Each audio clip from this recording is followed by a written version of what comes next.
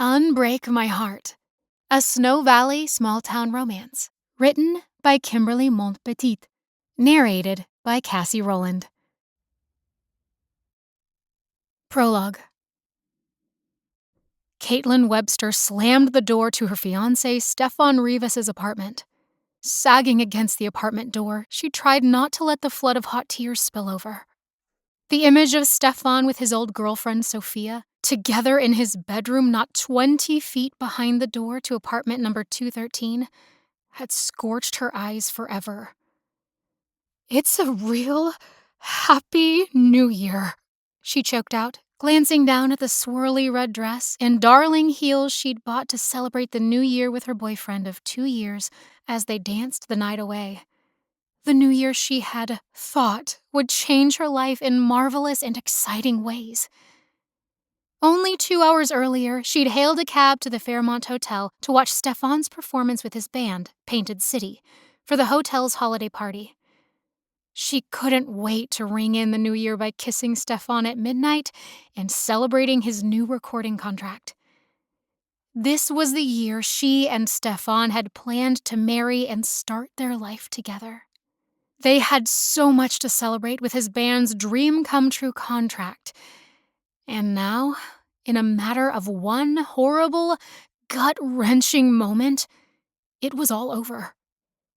How could that single fight over postponing their wedding while the band went on tour for a year have led to him running into the arms of his previous girlfriend? It was like that woman, Sophia, had just been waiting in the wings, and Stefan's willpower crumbled at the first sign of difficulty. Stefan had thrown away his love for Caitlin and turned it into a pile of smoking ashes. As soon as she slammed the bedroom door against the sight of Stefan and Sophia locked in each other's arms while lying on his bed, Caitlin had staggered to the front door of his apartment on wobbly legs. In a burst of vengeance, she grabbed Stefan's cell phone sitting on his kitchen table. Blinking past the blurry tears, she now scrolled through his text messages. The pain in her chest grew when she saw the long list of unreturned texts from her just that evening, when she was searching for him after the performance. There were also a few from his fellow musicians, his agent, and the producer from the record label. Her best friend Lila had warned Caitlin about getting involved with a tall, dark, and swoony Latin musician. From the moment Caitlin caught Stefan's eye across that dusky restaurant 2 years ago, Lila predicted the man would break Caitlin's heart. And he had. Despite his recent proposal and their potential May wedding date. Trying not to scream, Caitlin suddenly threw Stefan's cell phone against the wall. There were 5 messages from Sophia. Stefan had heard from her and denied it. He'd known the woman was coming to the New Year's Eve show, and he hadn't stopped her. How convenient that her old rival had chosen this week to reappear in Stefan's life. The same day, Painted City signed the record label contract. Ever since the talent scouts had contacted the band's agent, Caitlin had tried to convince herself that Stefan would remain true even when he was on tour and bombarded by band groupies. But his infidelity had already happened, and he hadn't even left the state yet. Caitlin wanted to punch a wall. She wanted to yell horrible things from the top of the Golden Gate Bridge. Weep on her bed until she died. Maybe Caitlin did not know how to pick a man. She always chose the bad guy, the risky guy, the one who always ended up hurting her. Oh, how she hated when Lila was right. Chapter 1. A week later, Caitlin was still a mess. She'd called in sick to work the first day because she couldn't stop crying. She'd gained 5 pounds, eaten everything in the house, and now she couldn't zip up her jeans. Snatching up her cell to dial for Chinese takeout, her boss's name and number suddenly appeared on the screen. Well, not exactly her boss, more of a friend from HR, Human Resources, at the Midwife program she'd been enrolled in for the past 18 months. Susan never minced words, but the little lectures she gave always sounded nicer when spoken in that British accent of hers. The English were always so polite.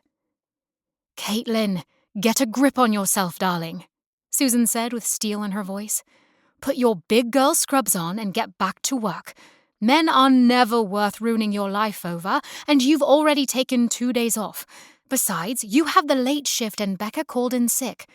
I expect to see you here. On time. Then I'll tell you about the time my boyfriend ditched me for a model from Slovenia." Caitlin raised her eyebrows. "Wow, what happened?"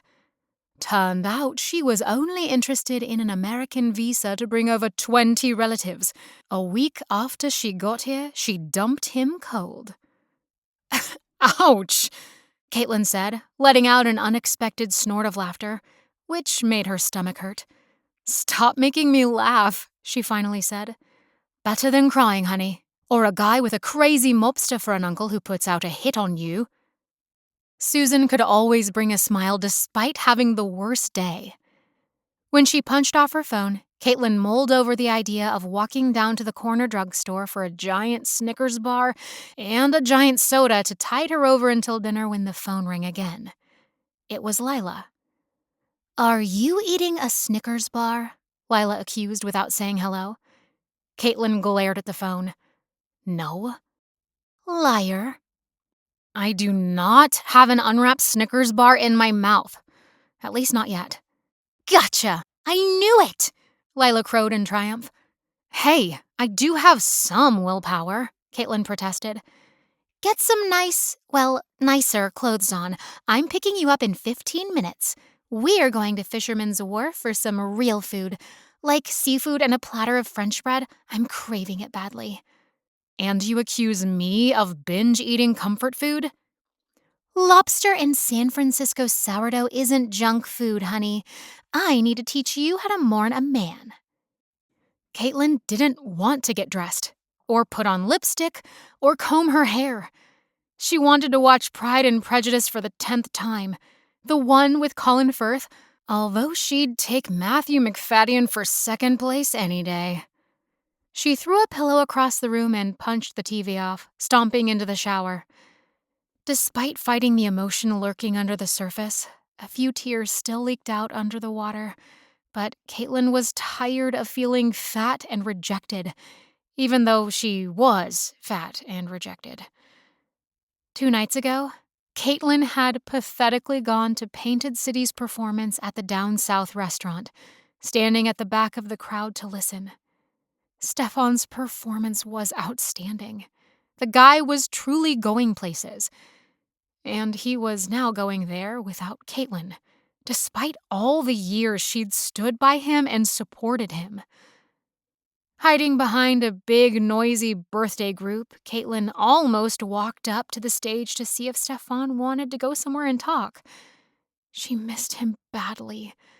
She knew it was a wretched move, but they had a long history together, and maybe she just needed to fight for him. Shove that Sophia chick out of his mind.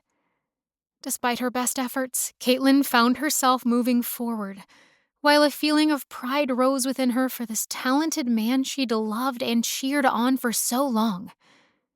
And then was instantly stomped flat when Sophia slinked up on stage to give Stefan a long kiss on the lips. The enthusiastic fans just about lost their minds. Stefan looked like the cat that swallowed the canary and then played up the moment to his audience when he bent Sophia backward, kissing her deeply. Caitlin halted, seething. Was that what she should have done all this time? Gone up on stage to make out with her boyfriend after the last song? All of a sudden, Caitlin was disgusted by the whole thing. Her heart turned cold and hard inside her chest. She feared Stefan and Sophia would be imprinted on her mind forever. When she got down to the street, Lila slipped an arm through hers. "I'm so proud of you, Caitlin. You're even dressed in something other than your bathrobe. And you're wearing that Mary Kay lipstick I gave you for Christmas." "Oh, shut up," she retorted, rolling her eyes while trying not to laugh. "Let's get some food. I'm starving." Taking the streetcar down to the wharf, they strolled down Pier 39. The rain had finally stopped and the sun was fighting its way through a bank of clouds. Despite the holidays winding down, there was a good number of people on the streets. A tour group took up an entire sidewalk, and a family from Texas with 2 wiggly children in a stroller were debating about where to find Happy Meals. "There's a McDonald's just beyond North Point on the city side of Embarcadero," Caitlin said, inserting herself into the conversation. "If you turn left on Powell, you'll find it. And there's an IHOP on the way, too." "Thank you," the mother gushed, her expression stressed while rummaging for crackers in the diaper bag. "Speaking of food, let's eat," Caitlin told Lila. "I stuck my Snickers into the fridge for later." Lila scanned Caitlin in her outfit. "You should have dumped the evil candy bar in the trash. Those designer jeans have gone beyond being chic to bulgy tight." "Gee, thanks. The least you could do is insult me with a British accent." "What on earth are you talking about?" "Never mind. I need a real meal. How about that seafood place up there on the corner past the Wax Museum?" "Lead the way." After an early dinner of baked salmon and fried shrimp with an entire basket of hot, slathered with butter French bread and chocolate eclairs for dessert, Caitlin said, "I guess this meal didn't exactly keep to the diet you've been warning me about." Lila gave her a facetious grin. "At least you're eating real food." "We need to go walk 5 miles. I have about 2,000 calories to burn off." It was turning dusk when they burst out of the restaurant. A sliver of moon sat neatly on the horizon across the ocean. The lights of the city sparkled in every direction, the Golden Gate glowing under the high clouds. Musicians played on the street corners, hats full of coins.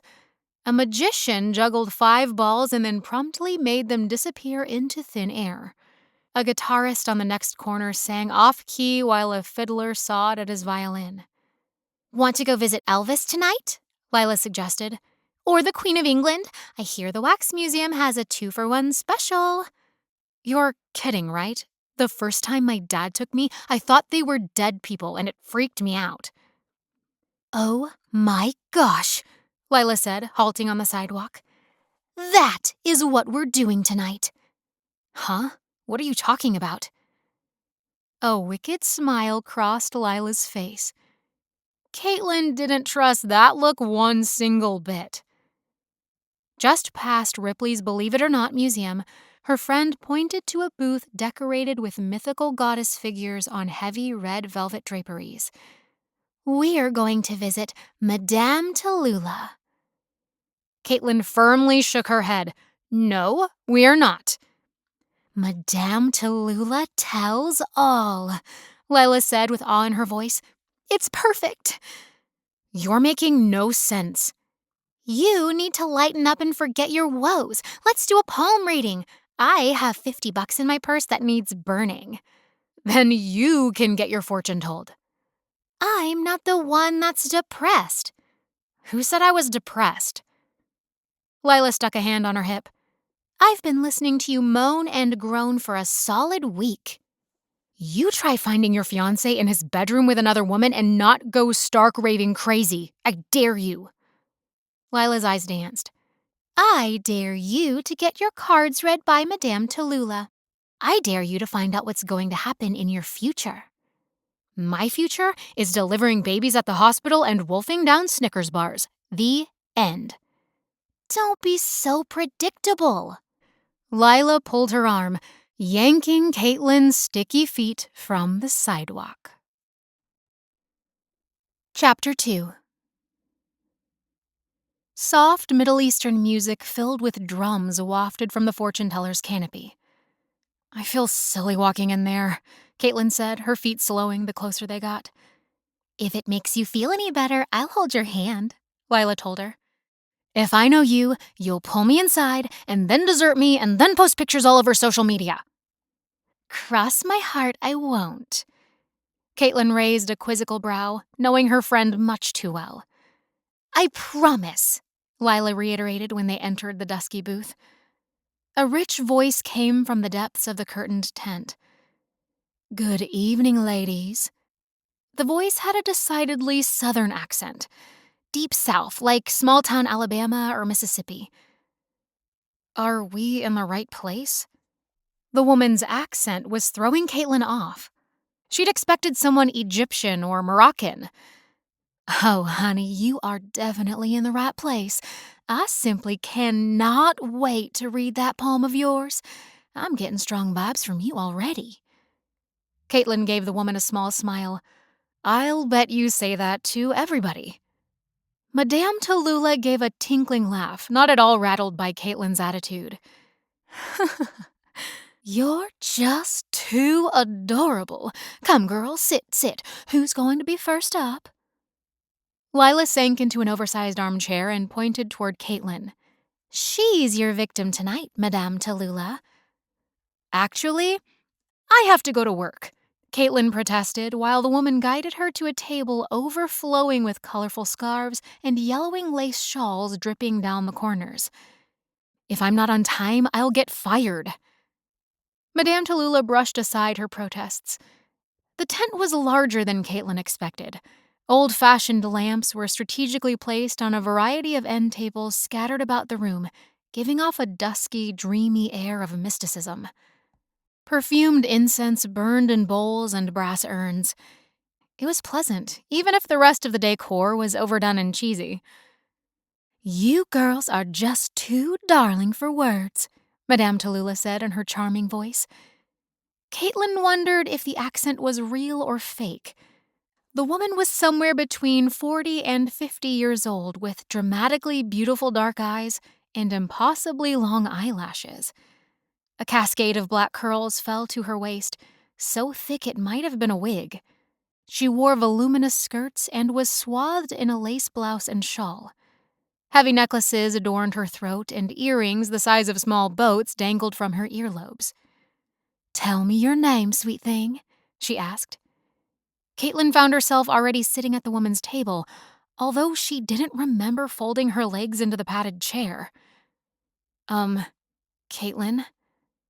I'll bet you get called Kitty Kate, right? Caitlin was startled. That was the nickname Stefan had always liked to call her. Score one for Madame Tallulah. But it was an easy assumption. The hated nickname reminded her of every annoying thing Stefan had done to her. Madame Tallulah was as saucy as a bowl of gumbo, and unlike any other fortune teller she'd ever known. Not that Caitlin had ever actually met a fortune teller before. So, what's your specialty? Lila asked, leaning forward from her chair to inspect the trinkets scattered about the tent. Tarot cards, palm reading, prophetic visions, or your basic crystal ball? Caitlin held up a hand. First, how much do you charge? One question at a time, ladies, the woman said, pouring steaming tea from a pot into 3 cups.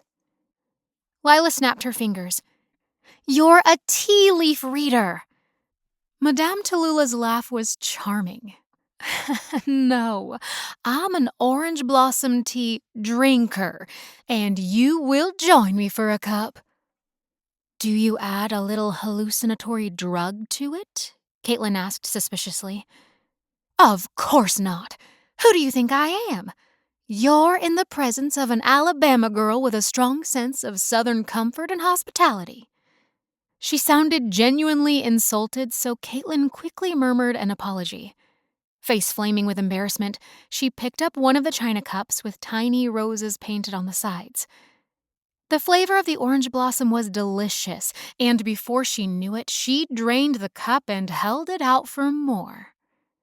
Ensconced in an oversized armchair, Lila looked more relaxed than she had in years. Madame Tallulah knew how to charm you right into her cozy living quarters. Despite the cramped space, it didn't feel claustrophobic. Just homey. The world beyond the tent disappeared for a little while as the fortune teller took a moment to arrange her wares on the table. Decks of cards, goddess figurines, a zodiac chart, and a crystal ball sitting on a carved wooden stand. Do you really use that crystal ball to see someone's future? Mostly someone's past, Madame Tallulah said. But I think you're here wanting to know more about your future, correct? Lucky guess, Caitlin thought as she shrugged. Most people want to know their future because we already know our past. Very true. The woman lifted a finger into the air. But often folks are curious about their past lives through the centuries. Caitlin gave Madame Tallulah a sideways look. As in reincarnation? She shrugged. Something like that. The next moment, Madame Tallulah had Caitlin's hand clasped in hers. The middle-aged woman's fingers were slender, her palm warm and comforting. Caitlin felt herself sinking deeper into the cushioned red velvet chair. Then, Madame Tallulah turned her palms over and inspected them, eyes narrowing. You have a very interesting hand, darling. I don't see hands like these very often. Caitlin tried not to laugh. You probably say that to everybody. I might be a woman who makes a perfect sweet potato pie and adores a good porch swing, but if there's anything I'm not, that is a fraud, she said. She zeroed in on Caitlin's face and her voice softened. One day you'll thank me. There is good in your future, as well as the unfortunate. There's nothing prophetic about that. Everybody has good and bad in their lives, Caitlin said, but Madame Tallulah was too sweet to continue questioning her. Often every single day. I've never seen such specificity in a long time, Madame Tallulah murmured while she stared deeply along Caitlin's fingers, and then the lines crisscrossing her palm. You've had a terrible time lately, haven't you? She asked gently. Tears suddenly stung at Caitlin's eyes. I'm okay. Madame Tallulah shook her head. No, darling, but you shall have one of my lemon cookies afterward to make you feel better on the trip home. Caitlin found herself wanting to giggle. This fortune teller was like a cozy grandmother with her tea and cookies and old-fashioned doilies. Madame Tallulah turned to Lila, who was on her third cup of orange blossom tea. Please get out a notepad. Caitlin will want notes after we're finished, and she won't be able to write them down while I'm studying her hands. Lila sat higher in her overly fluffy chair and dug around in her purse until she pulled out a red notepad and pen. Okay, ready. I'm going to tell Caitlin 5 things that will come to pass over the next few months. Only 5? Lila joked. Better than 3. 3s are never good luck, like the fairy tales say. They only end up dire, believe me. Caitlin had the sudden urge to salute. Instead, she stuck her other hand under her thigh so she wouldn't be tempted. Both hands, Madame Tallulah ordered, pressing Caitlin's hands flat on the table and turning over her thumbs to inspect them as well. What does mean? Never you mind. Click your pen, Lila. Lila's head jerked up. How did you know my name is Lila? I never said. I heard you girls talking out on the sidewalk before you came inside my shop. Good one, Lila said with a laugh. Next time you should keep that to yourself and let people believe you're clairvoyant. Madame Tallulah gave her a small smile. Perhaps. I think she's trying to show us that she's honest, Caitlin suggested. The fortune teller squeezed her hand. See, you're clairvoyant yourself. Caitlin laughed, but cut it short when the woman's eyes suddenly widened. Well, well, well, I'm afraid there is a curse over your head. I'm here for a good fortune, the kind in the movies where you get a tall, dark, and handsome husband and $1 million. The fortune teller spoke slowly, as if she were reading the words across Caitlin's palm. You had a cheating boyfriend. No, he was your fiancé. And he cheated with a skanky woman named... She broke off, her eyes squinting as if her vision had turned nearsighted.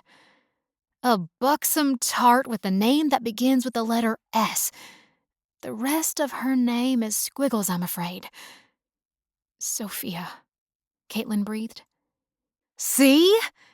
Madame Tallulah said triumphantly, but her triumph was short-lived as her voice softened. I'm hearing music, and fighting, and a long trip for both of you. I mean, you and your ex-fiancé. Well, he's going on a long trip, but not me. Perhaps I'm wrong, but we'll see what the next few days bring. I'm officially starting my midwifery job, not jaunting off to South America. No, Madame Tallulah said with a shake of her head. Something like a job, but not exactly. Yes, it's true, Caitlin insisted. I do have a job. It's expanding because I just finished my certification to be a midwife. Well, we shall see, came the vague answer. Is your fiancé a musician? Caitlin let out a gasp. Yeah, he is. He's going on tour, correct? That would explain the travel. Shivers raced down Caitlin's back. That was specific enough to be almost creepy. Madame Tallulah's eyes shot up, followed immediately by the next prophecy. You have a curse that needs to be broken. But before you can break the curse, it appears that you're going to have an accident. What? Caitlin cried out. I didn't come here with a death wish. She glared at Lila, who was scribbling notes like a madwoman, then tried to rise from the table. Madame Tallulah tugged her back down.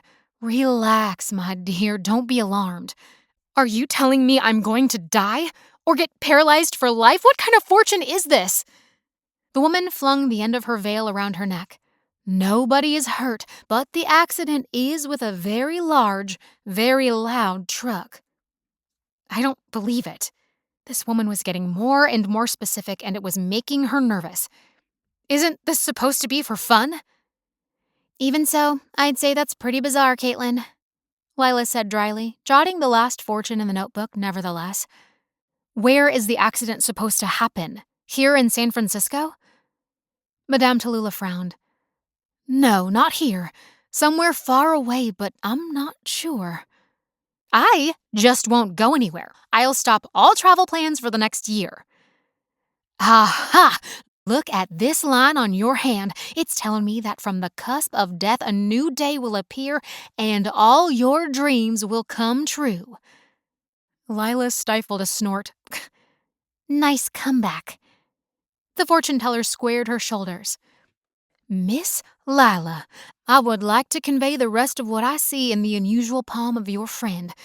We can continue, or say goodbye while I go cut a piece of my sweet lemon bars. Well, Caitlin said, drawing out the word, I want to get my money's worth, right? Of course you do, sugar, and it'll all be worth it, I promise. Tallulah's voice was smooth as honey.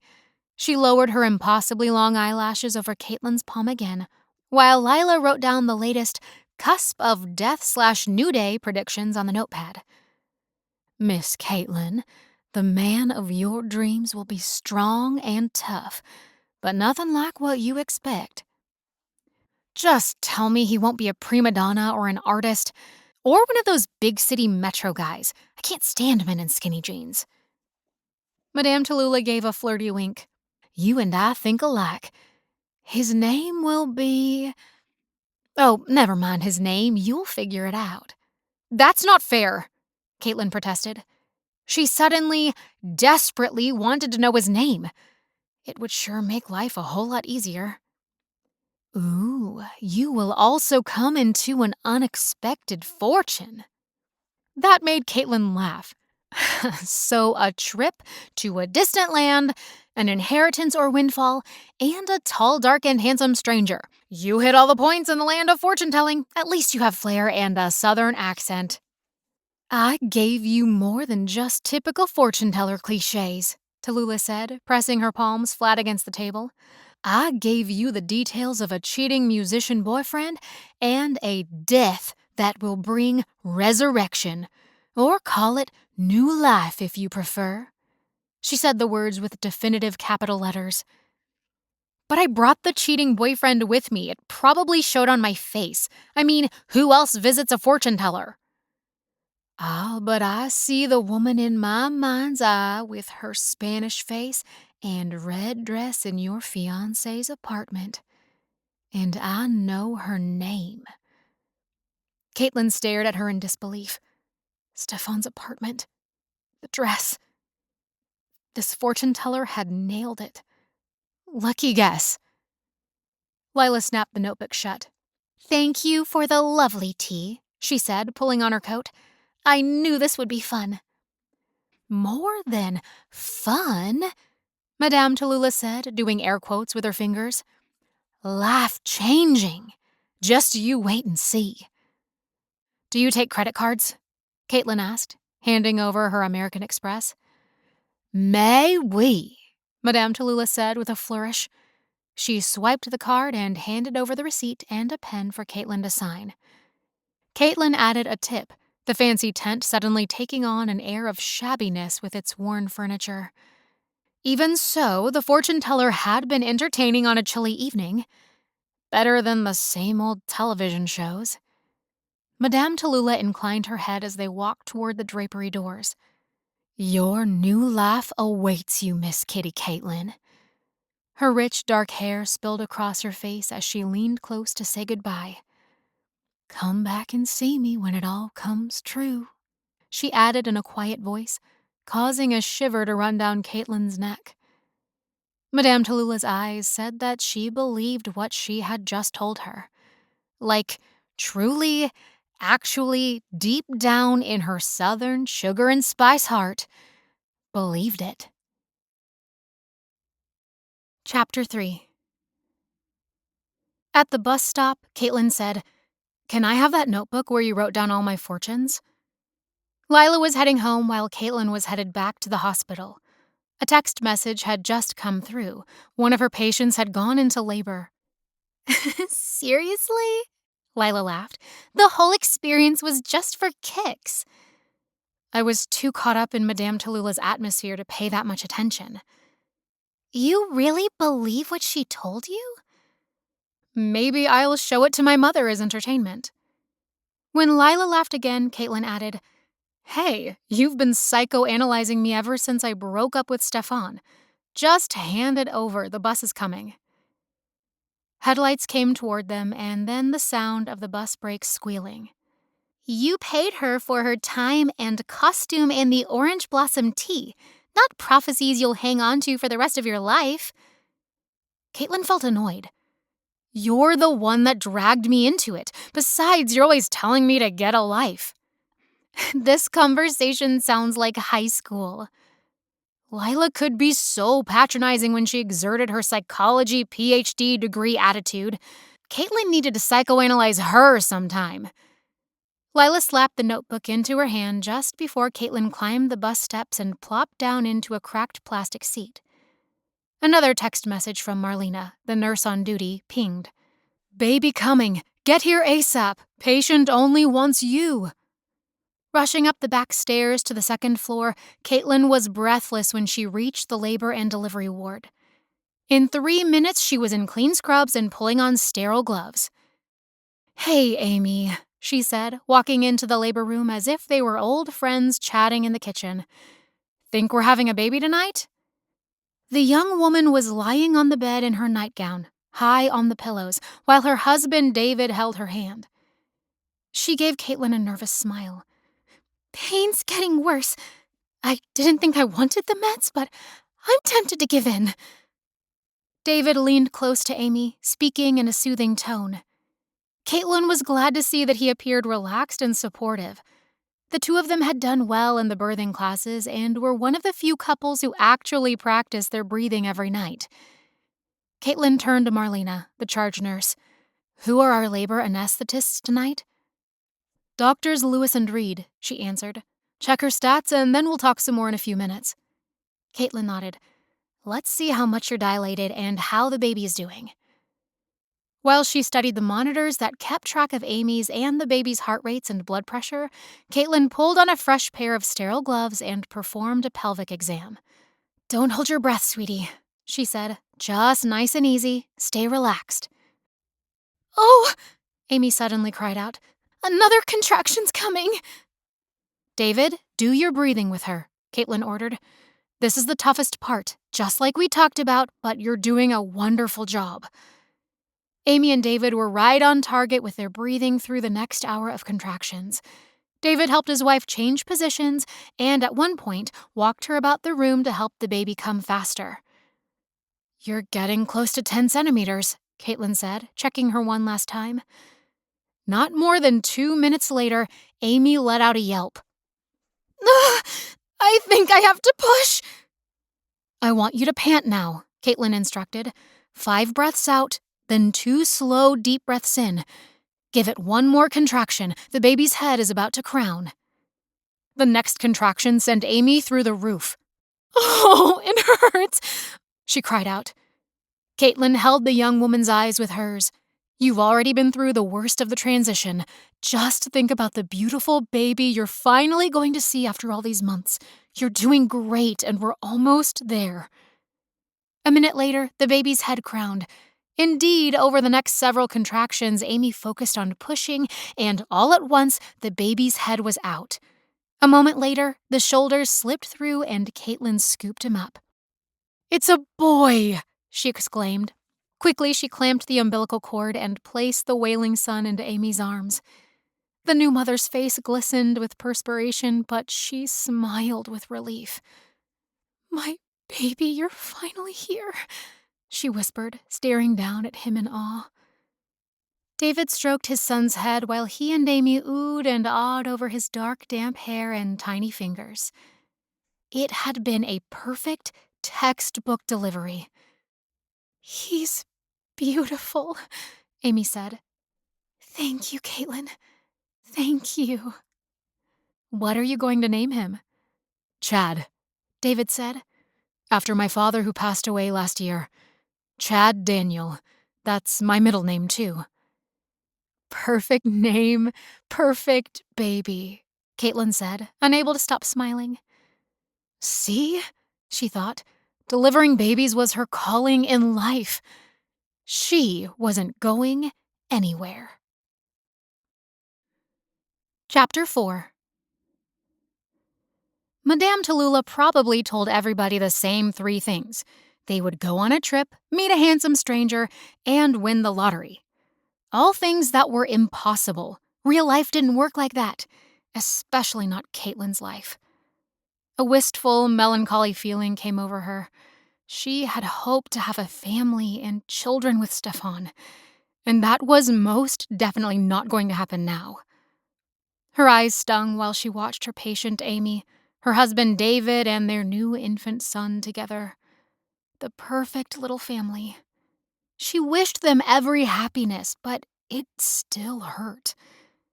"Break room, here I come," Caitlin thought once baby Chad was in the arms of the night nurse for his weighing and measuring in the nursery. The moment Caitlin had her giant Snickers unwrapped in the break room, her cell phone rang. "Lila, knock it off," she muttered, glancing up at the clock. 3:30 a.m.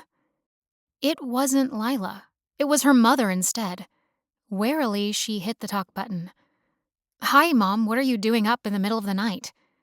"Oh, you know, I have these hot flashes now and again.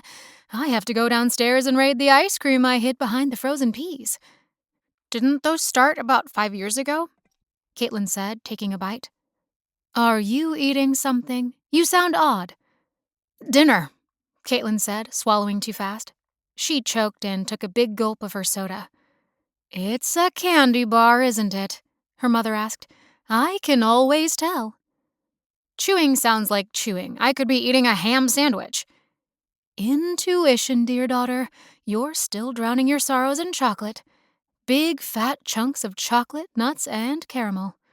And that is why I'm eating it. It's heaven. I have no willpower any longer, as you can clearly see. Plus, I just birthed a baby." "I hope you mean someone else and not you." "Very funny, Mom." "Congratulations, boy or girl?" "A strapping, healthy boy. All natural except the new mother will probably be sore for a few days." "Aren't we all sore and hurting after having a baby?" Caitlin said. "Not all of us are mothers yet." "You will be one day, even if Stefan is not the man you'd hoped for." "That's a done deal." Caitlin's mood turned cranky. She glanced at the clock and longingly eyed the rest of her candy bar, but didn't dare eat it while her mother was still talking. You will help birth more babies for other families and make them very happy. For instance, your cousin Rayna. My cousin Rayna? Caitlin echoed. She knew the name, but it wasn't coming to her right away. Well, my niece, actually. She's quite a bit older than you, my older brother's daughter. Oh, okay. I know who you mean. She lives somewhere out in the boonies, right? Maybe I met her at a family reunion about 20 years ago when I was like 5 years old. Probably, honey. She lives in Snow Valley, Montana. Rayna got married last year to a firefighter at the age of 40, and now they're having their first child. Very brave of them. Lots of women begin their families later in life, Caitlin said, wondering for the second time why her mother was calling in the middle of the night. There can be health issues, but it's safer than it's ever been with lots of prenatal tests and procedures. Well, her mother stretched out the word. Rayna is on bed rest, premature contractions, and she still has 2 months to go. That's too bad. She also has the Snow Valley Bed and Breakfast to run. Oh, Caitlin said, beginning to get an inkling of where this conversation was headed. Her husband is the fire chief, and his hours on the road, out in the boonies, as you call it, are a killer. Rayna insists on keeping the B&B, but it's tough. Of course, it's their home, too. It's probably pretty quiet right now, though. I mean, nobody vacations in a place like Snow Valley during the winter unless they're crazy, right? Caitlin was trying to ward off the inevitable plea she knew was coming. Some people are avid, die-hard snow skiers. Avid, I tell you. And don't forget that December with the Christmas holidays is huge in Snow Valley. That town does every holiday of the year in a big way. So yes, she's usually got a few hotel guests. Rayna does most of the indoor repairs in January because the weather is often terrible. 3 feet of snow right now. Multiple feet of snow? I can hardly stand the fog and rain here in the Bay Area during the winter months. Her mother ignored the weather commentary. Bed rest is proving a real problem. When your Aunt Norma called, I volunteered you. It's perfect. You're a midwife. You're so capable at crisis management, sweetheart. Not if you saw me the last week, Caitlin said dryly. And I have a job. I'm employed, Mom. There's nothing I can do for Rayna until her delivery time. Caitlin crumpled her candy wrapper and tossed it across the room toward the wastebasket, missing the shot by at least 3 inches. She rolled her eyes and stood to pick it up and dispose of it properly. Her mother lowered her voice. I was thinking you might want a change of scenery. I know it's been difficult, honey. Difficult. Didn't even begin to convey the pain Caitlin had been experiencing. Like getting divorced without ever being married. It was one thing to learn your fiancé had cheated. Quite another to discover him in the act. Caitlin, her mother said, you still there? I'm processing, she retorted. I can't afford to take a leave of absence. You know I have tons of school debt, and if I leave, the hospital may let me go permanently. Rayna and her husband plan to pay you for your time. That's without question. I have no idea how to run a bed and breakfast. Besides, doesn't Rayna have a niece who helps her out? Rebecca or something? Becca, but only during the summers. And she's married now to a nice young man, a rancher. Mom, I just can't drop my entire life and go to Montana. It's out of the question. Please just think about it. Her mother paused. This may be Rayna's only chance for a child. Norma gave me the impression they're worried she'll lose the baby. I'll think about it, but I'm not promising anything. Surely they can find a local person to run the B&B, or another midwife in the area. It's a skeleton staff at the local clinic during the winters. Maybe it's an actual hospital, but that town is small. Really small. Goodbye, Mom. Hanging up now. Talk to you later. Caitlin drained her soda and went back on the floor, her mother's phone call hanging over her. Leaving her job was impossible, despite the fact that difficult pregnancies were what she had trained for. Caring for a woman in a higher-risk pregnancy was a chance to expand her experience. When she got home after her night shift, she fell into bed and slept for 7 hours straight, only waking when a car horn honked outside and the rumble of the trash truck cruised by. Caitlin dragged herself vertical, drinking her orange juice straight from the bottle out of the fridge. She turned on the news while she jumped into the shower, suddenly wishing she could see Stefan. Caitlin knew it was obsessive, but she couldn't stop wondering what he was doing each day. Was he still with Sophia? When was his Painted City band leaving on tour? Did Stefan miss her? Did he ever even think about her? If Lila knew Caitlin's thoughts, she'd probably tell her to go scrub her brain with bleach. Maybe getting out of town for a while would help clear her mind. But it could take weeks to do the paperwork for a leave of absence, and Rayna might deliver before she could get there. Besides, would the hospital keep her job open for her? She didn't have that much seniority, not like the nurses and midwives who'd been with the medical center for years. When her cell phone rang, Caitlin was wrapping a towel around her as she stepped out of the shower. Searching for her phone, she finally found it at the bottom of her purse, smashed underneath a notebook. A small, red notebook. For a moment, she wondered if she'd accidentally swiped it from the hospital. But there were no hospital markings on it. The missed call had come from Susan at HR at the hospital. That was strange. That's when it hit Caitlin. The notebook! Perching on the edge of her bed, Caitlin opened it to see the notes Lila had scribbled from Madame Tallulah's visit. She read through them briefly and then sucked in a gulp of air about the prediction of traveling to a distant land. That was an odd coincidence, although Snow Valley, Montana certainly wasn't Paris or Rome. After throwing on jeans and a sweater, Caitlin got out a large sheet of paper. She was going to write down the predictions just to prove how silly they were. Number 1, a cheating musician boyfriend with a girl whose name began with the letter S. S for Sophia. That had already come true. But the specific details were disconcerting, as though Madame Tallulah was trying to prove her powers. Number 2, she'd take a trip and have an encounter with a diesel truck. Shivers ran along Caitlin's arms. Snow Valley, Montana was full of ranchers. With trucks. Please, God, don't let me die from a truck. Lila had written down the next one exactly as Madame Tallulah had said it.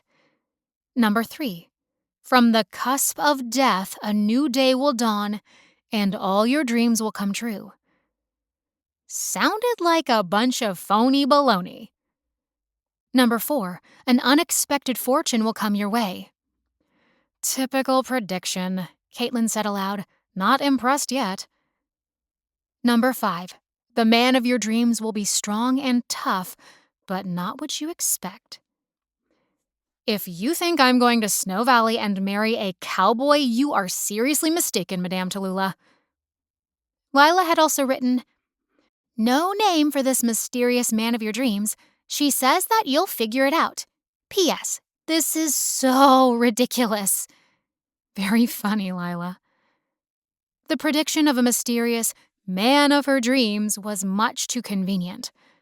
Nope, Caitlin said, punching in the numbers to return Susan's call. Finding your true love is the one thing in life that is completely unpredictable and inconvenient. Chapter 5. Half an hour later, Caitlin was still stunned into silence, reaching blindly for a candy bar that wasn't there. It had happened. She was going to Snow Valley, Montana. Susan had told her that the hospital had provisions to grant unpaid leave for a 6 to 8 week period, and that her job would be held for her upon her return to San Francisco. After some simple paperwork, she could leave. Getting up, she stood at the front room bay window that hung over the street. The rows of attached houses were painted in pastel yellows and blues. Down at the corner, she could see the neighborhood market with its ethnic foods and the Indonesian restaurant next to it. She loved living here. And now she needed a Snickers, even a mini size, but her candy bowl was empty. Susan had begun the conversation by telling her that they were experimenting with a new aspect of the midwife program, and with her request to care for an over 40 high-risk pregnancy, they said it would be a great opportunity.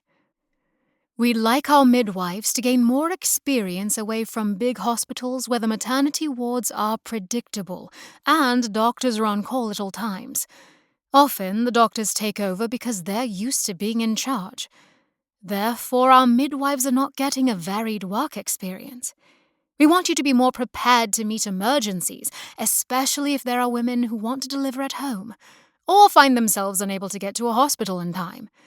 The situation with your cousin in Montana sounds perfect for this program. I don't know what to say, Caitlin had said. While you're in Montana, make yourself available to the local doctors too. See what other pregnancy situations are going on.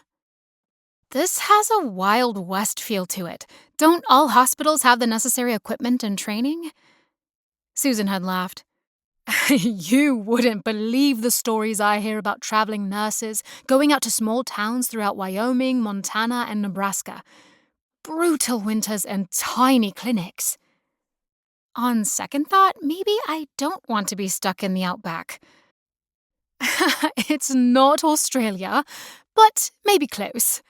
Susan had laughed. Do you know when the baby is due? Early March. Guess we need to process this quickly then. We'll do the paperwork tonight when I see you during your shift. A week later, the paperwork had been processed and Caitlin was landing at the Billings, Montana airport. She drummed her fingers along her leg, staring out the airplane window at a land covered in snow and frost. A few days earlier, she'd gone shopping with her mother for a heavier coat, muffler, gloves, hat, and thermal underwear. I'll look like a snowman in all these clothes, Caitlin had said when she saw herself in the mirror. Her mother inspected Caitlin's figure. Goodness, you're right. How do the women in Montana ever attract a man? I'm not going to Snow Valley to attract a man, Mother. I'm going to become a more experienced midwife and help our dear cousin Rayna. That last part was only a little bit sarcastic. You'll love Rayna. Enjoy your time away from all the heartbreak of Stefan, sweetheart. Please don't say his name. I'm trying to forget. Mom nodded, kissed her, and then produced an extra credit card in case of emergencies. Generous parents were certainly a blessing. While Caitlin packed for 2 months and tried to keep it to only 2 suitcases and a carry-on, she kept having the nagging idea that she was forgetting something. Searching through her piles of paperwork and bills, Caitlin found Madame Tallulah's predictions in bold red pen. Feeling only slightly silly, she folded it up and tucked it into a side pocket of her handbag.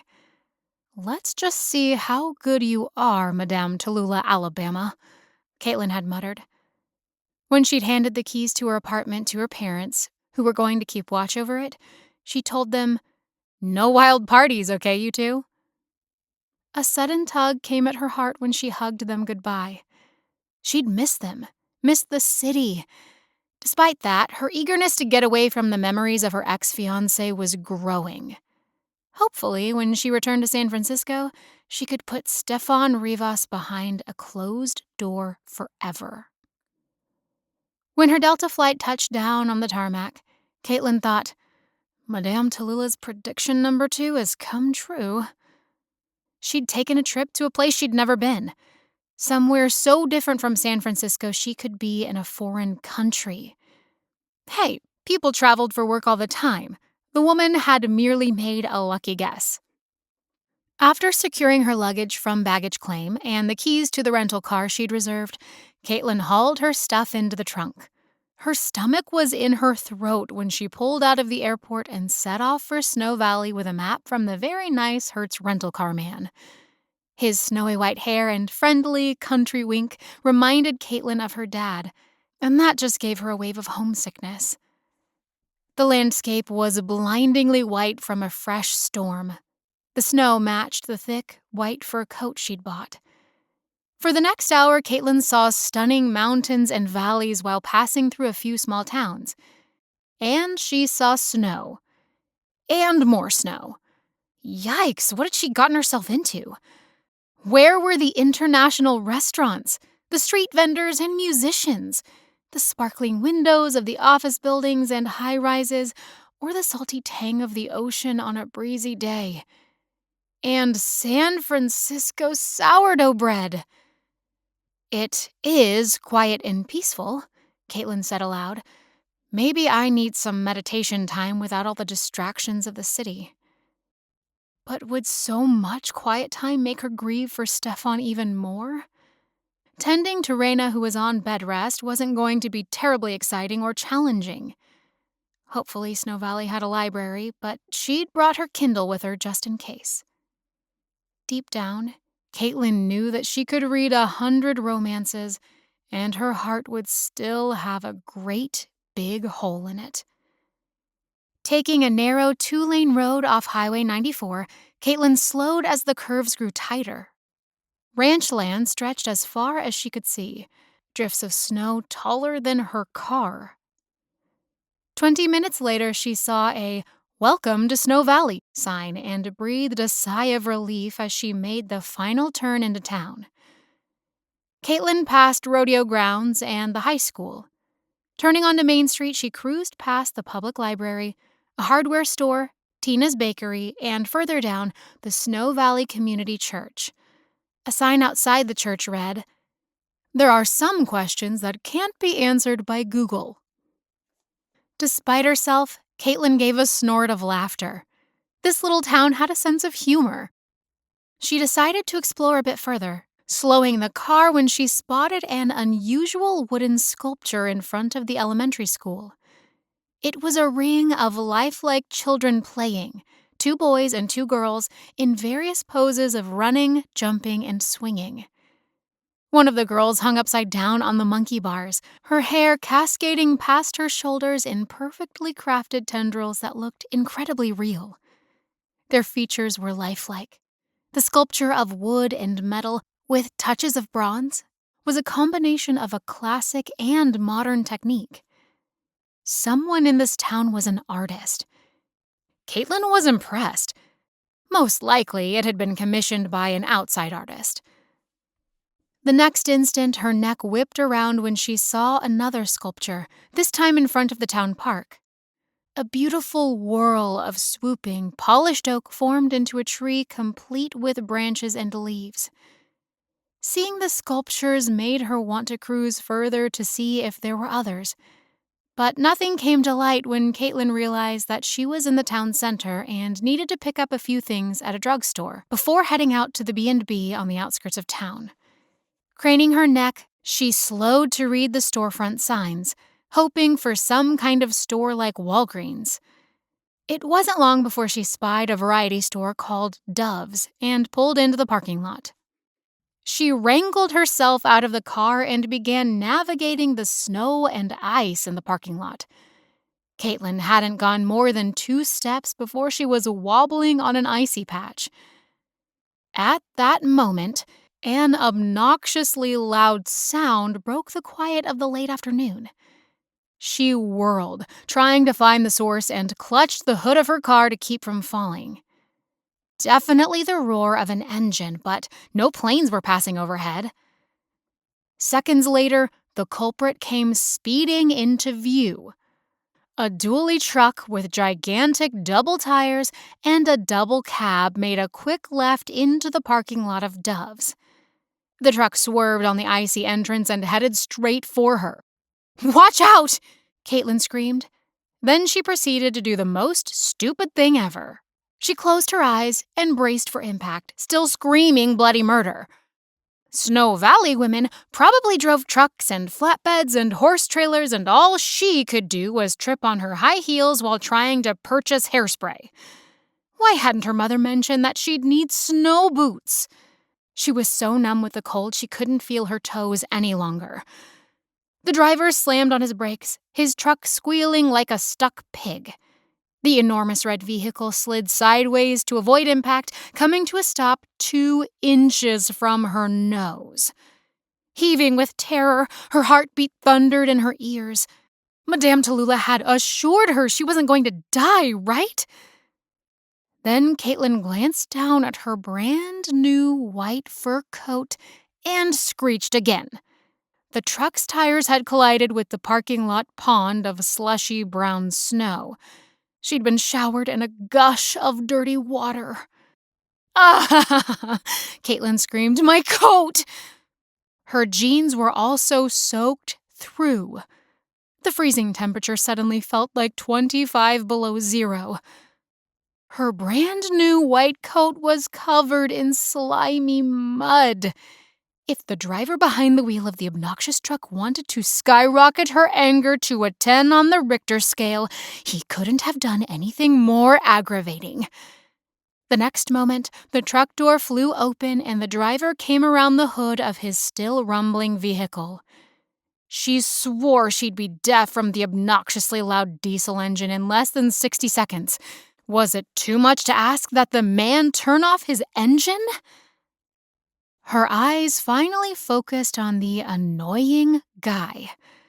He was tall and wide-shouldered, wearing a heavy brown coat and a scarf around his neck with a black knitted cap pulled over his ears. Caitlin estimated that he was somewhere between 30 and 35 years old. Some jerk out joyriding through puddles. Remarkably, he was parked in the stall next to her. Perfectly aligned, too, which made her a little mad when she'd been slip-sliding like a maniac. "What the heck are you doing, woman?" he yelled. "Me?" Caitlin glanced about, then realized he was referring to her. She sputtered. "Me? You just tried to kill me!" "I was trying to park and you were in the way." Caitlin stared at him, flabbergasted. Royally pissed was a better way to describe her mood now. "In case you're completely blind, I'm standing on the pathway to the front door. This piece of concrete is not the parking lot." The man squinted under the glare of the sun sparking off the snow. "Is that your purse in the puddle of mud?" Horrified that she'd dropped her handbag in her moment of terror, Caitlin snatched it up, flinging more drops of mud on her coat. "Does this town have a police force or a sheriff?" she asked, pursing her lips while she tried not to lose her temper. "Yeah, Sheriff Carter," he answered automatically. "But why would you need him?" "Because you tried to mow me into a snowbank?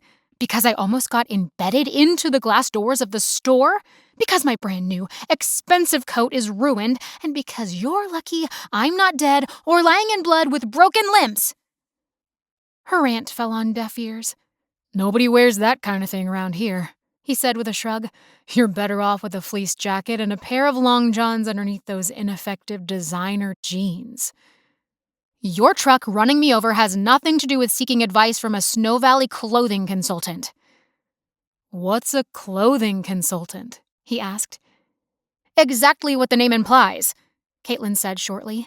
"Does this rinky-dink backwoods town have a professional dry cleaner?" "Hey, we might be small, but we aren't some rinky-dink backwoods holler like West Virginia." "Pardon me for not knowing the geography better." "Apology accepted." "Why..." Caitlin was speechless again. That was rude. You must be incapable of recognizing sarcasm when you hear it." "I recognize it, but I didn't appreciate it, ma'am." "I'm not a ma'am." "I apologize, miss. I didn't mean to offend. My mama tried to teach me manners, but sometimes they fly out of my head. But here's a warning. If you continue to run around in fancy jeans and high heels, tomorrow or the next day I'll be finding you frozen solid as a popsicle near the train tracks." Was this guy for real? "I haven't scheduled walking into empty fields or along the tracks on my calendar yet," she told him stiffly. Now the guy had the nerve to grin at her. "You'll be missing out. Snow Valley's finest scenery is in our hills. Pretty as a picture." "I'll wait for spring, thank you very much." "Suit yourself," the man said, shrugging again. He nodded and then proceeded to brush a foot of snow off the hood of his vehicle. When he finally reached in to switch off the engine, Caitlin could feel his eyes boring into the back of her head as she strode into the store. Quickly, she found the right aisle for the few sundry items she hadn't been able to fit into her suitcases and paid for the purchases. The sooner she was out of here, the better. Caitlin tried to salvage her dignity when she spotted the man headed toward the cash register by ignoring him. She spun on her heel and hauled herself out the door, tossing her purchases into the seat next to her and squealing her own tires as she peeled onto Main Street again. Chapter 6. Caitlin's anger cooled when she finally left the town center. Passing side streets with neighborhood homes, Caitlin tried to get her heart rate to return to normal. She dearly hoped her coat wasn't ruined. After more ranch land and thickets of snow-frosted evergreens, she checked her phone map. A mile later, Caitlin saw the sign for the B&B at last. "Starry Skies Bed and Breakfast. Try our Big Sky Breakfast. You won't go hungry the rest of the day. Rooms available. Ski lifts only 30 minutes away." Giving her blue Ultima more gas, she hauled up the slope of the final hill and parked in an empty space close to the front door. "I made it," she whispered, her voice shaky. When Caitlin released her hands from the steering wheel, she hadn't realized how tightly she'd been gripping it, she leaned forward to stare up at the house through the windshield. The hotel was a Victorian-era house remodeled into a charming bed and breakfast, the kind of place one saw in magazines. The property was quaint and charming with lawns covered in drifted snow. The walkways had been shoveled and an enchanting white porch ran the length of the house, with rocking chairs and rugs and hanging flower pots. Minus the flowers in January, of course. A lot of money had been poured into this place, including a loving hand with a streak of finesse. How had Rayna financed it so many years ago? Caitlin racked her brain trying to remember what her mother's brother did for a living, but she couldn't remember. Still, this was Montana. Either they were wealthy ranchers, farmers, or they had oil fields. Maybe some mining, too. Caitlin popped open the trunk and hauled her luggage out, finding a dry spot on the stone paving. Just ahead was a double front door with glass insets. At the same moment, she swung her backpack over one shoulder and rolled the largest suitcase toward the porch staircase. The sound of an approaching vehicle made her look back over her shoulder. On the entrance road to the B&B, a monstrous red truck gunned it up the final slope of the hill, its engine ear-splittingly loud. Caitlin's jaw dropped as the obnoxious red truck she'd seen at Dove's pulled in and parked right behind her rented vehicle. When the driver jumped out of his truck and saw her, they stood stock still, staring at each other. How in the world did this maniac driver know she was headed to the Starry Skies? "You again? Are you following me?" Caitlin demanded over the noise of his engine. He stuck his hands on his hips and a slow grin spread across his face. Amused was the best word to describe that cocky expression. "You might be the prettiest girl I've seen in a long time, but why would I be following you?" Caitlin blinked at that comment. She gathered herself and ignored it. "How did you know I was coming here?" "I didn't. How did you know I was coming here?" "Don't be ridiculous. I got here first." "You comin' or goin'?" Obviously, I just arrived. Caitlin's voice rose. I was trying to get my luggage inside when you decided to run me off the property again. He laughed. Why would I do that? Can you please turn off your engine? She snapped. I can't hear myself think. Sorry. He jogged around the hood of the truck and reached inside the cab. The sudden silence was a welcome relief. Guess you're staying at the Starry Skies then? He asked, brushing snow from his gloves and sending a plume of flakes into the air. Where you from? San Francisco. That's my rental car parked in a clearly marked spot bumper to bumper with your monster truck. I'm assuming Rayna's here. Did you make your reservation through her or Wade? She squared her shoulders. I don't have a reservation. I'm Rayna's cousin. Understanding dawned on his face. Right. I should have caught that when you said Frisco. Caitlin prickled at the ignorant reference to her hometown. Only outsiders call it Frisco. It's San Francisco. Or the city. Inwardly, Caitlin groaned. Her comments were stuffy and pretentious, but the man merely stifled another grin as he lifted both of her large suitcases, one in each arm, and hauled them up the front porch stairs. Her jaw dropped. She'd paid extra at the airport because her luggage was over the weight limit, but he'd picked them up as though they weighed nothing. Caitlin's breaths came as clouds of white in the frigid air. She swore he was laughing at her. You comin'? He asked, glancing back at her. Your feet'll soon be glued to those pavings, and then we're gonna have to get a chisel to unstick your frozen toes. Believe me, you don't want frostbite. Your skin turns black, toes start breaking off. Caitlin heard the laughter in his voice as he opened the front door and carried her luggage inside. Somehow he'd even grabbed her backpack. Caitlin had no idea it had slipped off her shoulder. When she crossed the threshold into the Starry Skies' beautiful foyer, Caitlin glanced back at the truck that had nearly run her over and stuck her tongue out. It was a juvenile gesture, but the truck had turned a stressful afternoon into a nerve-wracking punishment. She slammed the front door and shook the snow from her coat, livid at the mud stain splashed straight down the front of it. Hey, I saw that, the man said. Caitlin played dumb. Saw what? Do you go around sticking your tongue out at big red trucks on a regular basis?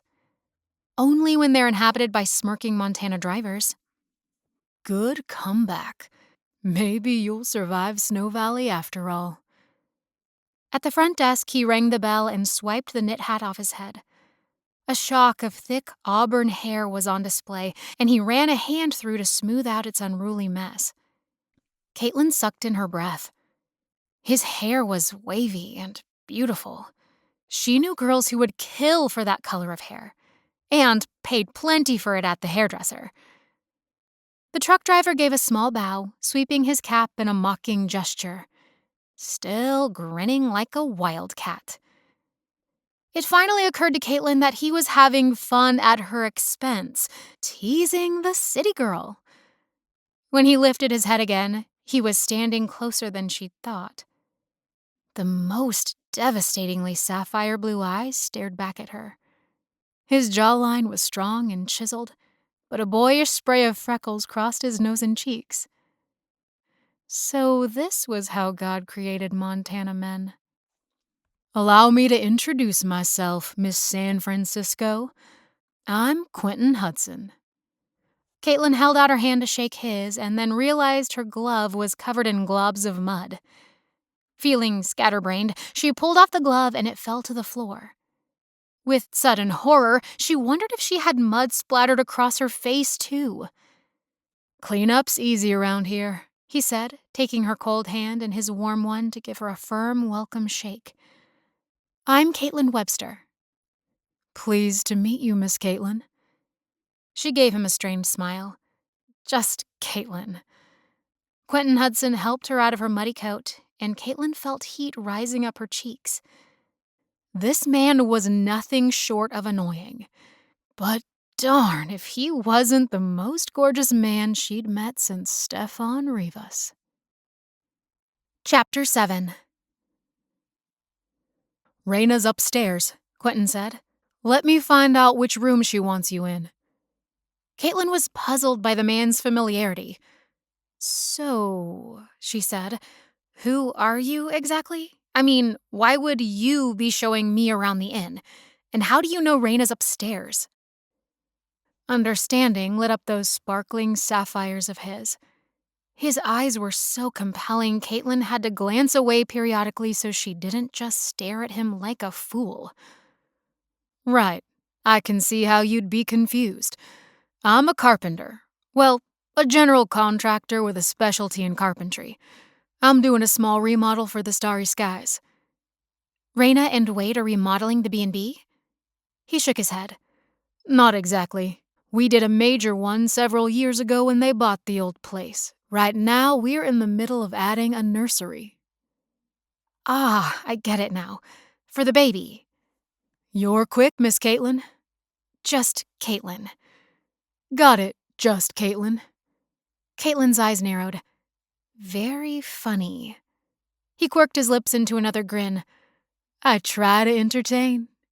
You mean when you're not running over women with your truck? Only special visitors to Snow Valley. Caitlin eyed him and lifted her chin.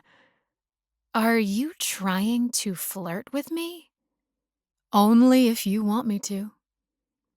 I'll take the fifth on that. Jerking her gaze away from his, Caitlin eyed her white coat. Bits of mud continued to fall on the floor. I hope my coat isn't ruined, she said, trying to suppress the peculiar feeling going on in her stomach. She was not going to flirt with this heathen Montana man, but it was disconcerting to see how easily they had fallen into it. Quentin Hudson cleared his throat. Miss Webster, honestly, I apologize about the mud spray. If your coat isn't salvageable, I insist on replacing it. Caitlin gave a small nod, which was followed by a moment of uncomfortable silence. Meanwhile, I'll show you where the cleaning and laundry supplies are, he added.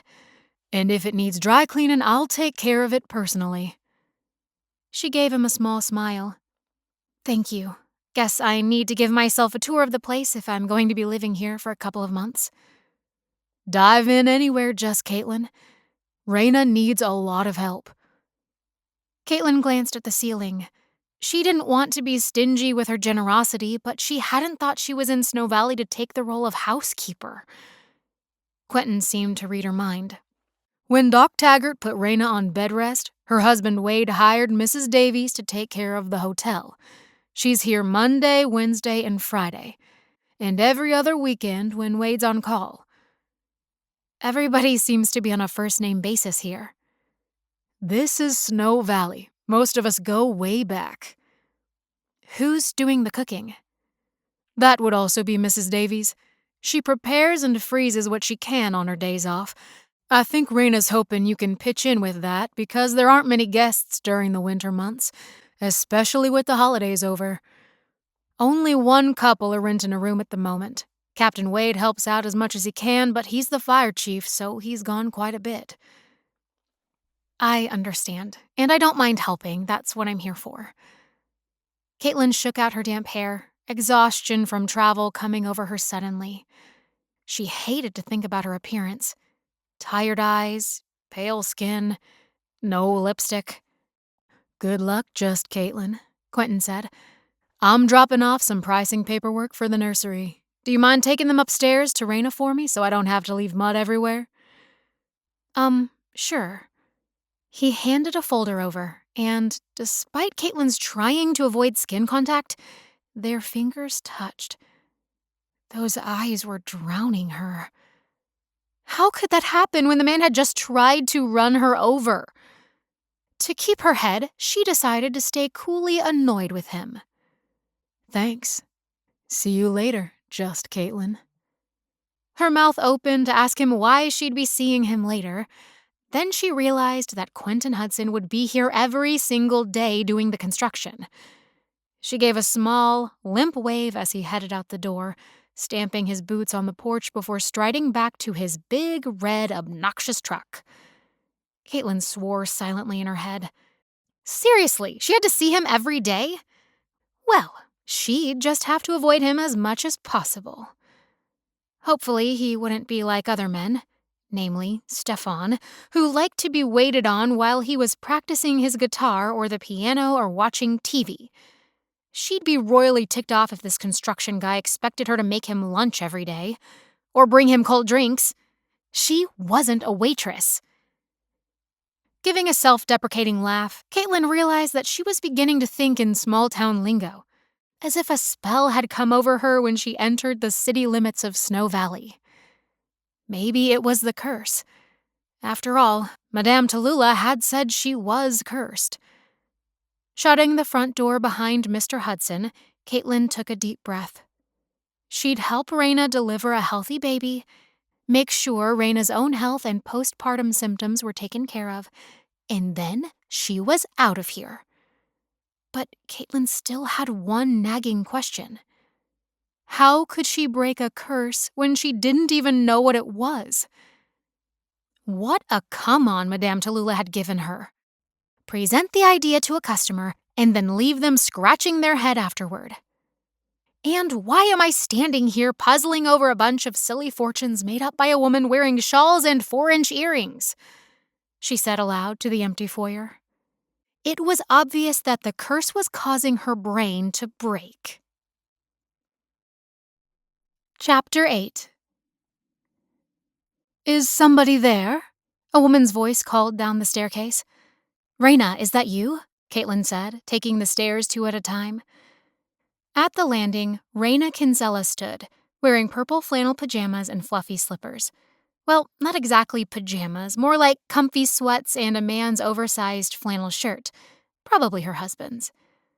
Her 7-month swollen belly was obvious, and her mane of thick, dark brown hair streaked with purple had been tied up into a messy knot. Tendrils of curls floated along her pale cheeks. I'm so glad you're here, Caitlin, Rayna said, grabbing her into a big hug. And you are so adorable. I don't think I've seen you since you were in 1st or 2nd grade. Probably, Caitlin admitted with a smile. My memories are a little vague. It was a big, noisy family reunion, and you were off playing on the beach in San Diego with the other cousins. I think I had recently graduated college and was getting my California tan to show off when I came back to Snow Valley. I have to admit, I was also surreptitiously eyeing the extremely well-built officers running along the shoreline from the Navy Academy just down the beach. Rayna wiggled her eyebrows and laughed. Her words and humor were instantly endearing. Eye candy, huh? Caitlin added with a laugh. But I'm lucky. I got to marry the best eye candy in Montana. I hear he's a firefighter, too. Ooh la la. I like a girl who appreciates my accomplishment of snagging a younger man than me. You're terrible, Rayna, Caitlin told her, memories of the Spitfire in her mother's younger cousin suddenly surfacing. Now, what are you doing out of bed? She said, one hand on her hip. What do you think? I'm going stark raving mad with boredom. Did you know how truly awful daytime television is? Game shows and soap operas. Agreed times 10, but I'm usually asleep during the day. You must work nights, you sly creature. Or else you're the laziest woman alive. I've also read every book in the library, too. Well, maybe I exaggerate, Rayna added with a smile. So, what do you think of our adorable Snow Valley so far? Honestly, I'm having a bit of a Twilight Zone experience. It's surreal driving out here. I've never seen so much empty space. And your contractors like to drive big red trucks right through the front yard, as well as take up entire parking lots. A burst of laughter escaped Rayna's throat. I take it you met Quentin Hudson. I'd like to spit nails at him. You should see my new coat. It's now sporting a new color. Mud. Mrs. Davies will get it cleaned up perfectly. She's a wonder. And don't buy any other new wardrobe items. You're in the country now, and it's winter. The mud will last until May. Seriously? Perfectly. Just look at my face. Rayna lifted an eyebrow. Snow Valley is gorgeous just about every month of the year except January, when the trees are bare and spring feels 100 years away. Lucky you to land here in the dead of winter, she quipped. Caitlin laughed and pushed away a twinge of homesickness. Good grief, she was 27 years old and had never lived away from home. Having her own apartment 2 miles from her parents didn't count. Rayna grimaced. Uh-oh, I just had a contraction. Back to bed with you, Caitlin said firmly, taking her arm. Rayna let out a coy giggle. It feels like sheer decadence to roam the stairwell for a few minutes. This house is simply gorgeous, Caitlin told her, helping her back into the king-sized bed in the master bedroom. Please poke around, peek into the guest rooms. Quentin did a marvelous job remodeling and getting us in business a few years ago. He's the best. I'll have to take your word for it. I'll give him a scolding and tell him to treat you well. Please don't. I'm embarrassed enough as it is. Whatever you say, sweetie. Rayna grasped Caitlin's hand in her warm ones. I'm so grateful to you for coming. Wade's work schedule got piled on this winter, and there are some office politics going on, plus a new fire station going in at the county seat. The man probably drives 200 miles a day alone, and I don't want to lose this baby. I get worried at my age. Her voice trailed away. Don't say that, Caitlin told her. You are going to have a perfect baby, I promise. Do you have any doctor charts I can read over? Your medical history and the history of the pregnancy? Dr. Taggart sent me home with them when I told him I had a midwife coming. He was relieved, I think, not to worry about me way out here on the far side of town. Caitlin nodded. I'll read over the files and charts tonight, and we'll do a physical exam tomorrow morning. Don't worry about me. Go unpack and settle in. I feel perfectly healthy. Meanwhile, I have my remote and Netflix. Just leave the door open so I can shout at you. One question. Why are you upstairs so far from the main living rooms? The master suite is actually downstairs. Quentin is enlarging it to add on the nursery, so meanwhile, I'm using the biggest guest room until he's finished. He's behind schedule, but promises me it will be done by the end of February, so you're going to be seeing his crew going in and out all day. Where should I sleep? There's another bedroom downstairs where my niece Becca stays when she comes to help during the busy summer season. It's the room closest to the living room and kitchen, so you can hear guests and answer any questions or needs they might have. I know I'm throwing the dreaded innkeeping tasks at you as well, but we only have one married couple here at the moment. They're still newlyweds, barely married a year, but avid skiers, so they're gone during the day. They'll be checking out end of next week. Caitlin smiled, waving away her worries. At least you're here to answer all my questions as I figure things out. I'll head down now to explore and unpack. Now take it easy. Doctor's orders. Yes, ma'am, Rayna said with a grin. Caitlin returned downstairs and wandered the main rooms to get her bearings of the floor plan. The parlor of Starry Skies lay under a canopy of beautiful crown molding. Chandeliers set into ceiling medallions were reminiscent of the best Victorian mansions of Great Britain. Quentin Hudson had done gorgeous work. The large sitting room lay through a set of doors off the foyer. Rayna had furnished it in rich mauves and gold brocade. Couches and chairs sat in easy, intimate arrangements before the fire hearth. The hanging lamps, plush rugs, and lace curtains were elegant and yet cozy. Caitlin could imagine that Rayna's guests felt instantly at ease when they arrived. Very enticing to spend time in this room reading, visiting, and having afternoon tea. She'd noticed the sign on the front desk mentioning the guest tea service. In the kitchen, there were cozy tables for 2 or 4 customers, plus 2 long trestle tables. Another area was clearly laid out for serving buffet style, a small stack of menus on the side. Caitlin picked one up, impressed at the breakfast lineup. The Big Sky Breakfast.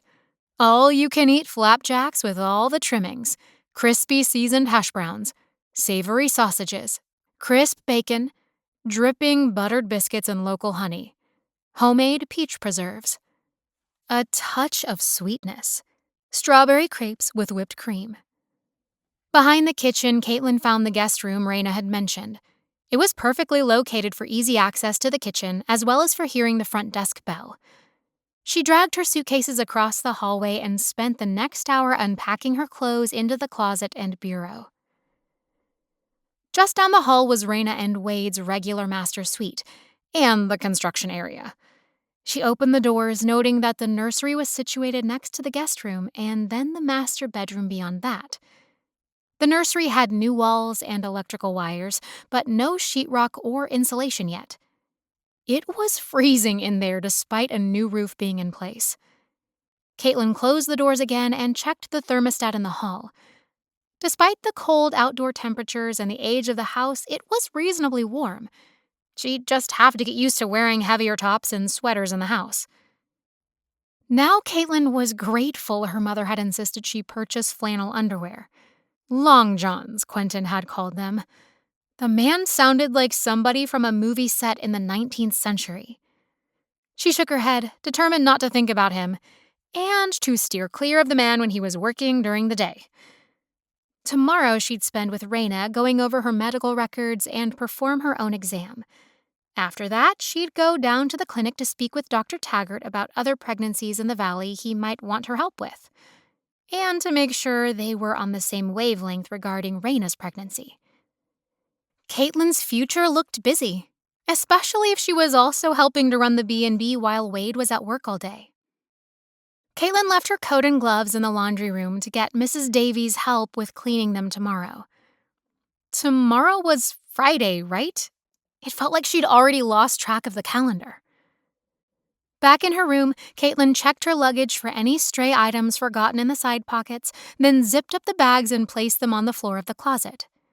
She plugged in her phone and iPad to charge, and then rummaged through her handbag, tossing the boarding pass and baggage claim ticket. Pulling out the list she'd created from Madame Tallulah's fortune, Caitlin studied it again. "Okay, I'll play along," she said, glancing about the walls to see where she could tack it up. There was a spot between a stunning painting of Snow Valley and another of a young woman and young man sitting on their horses next to each other. Caitlin wondered if that was Becca Dash.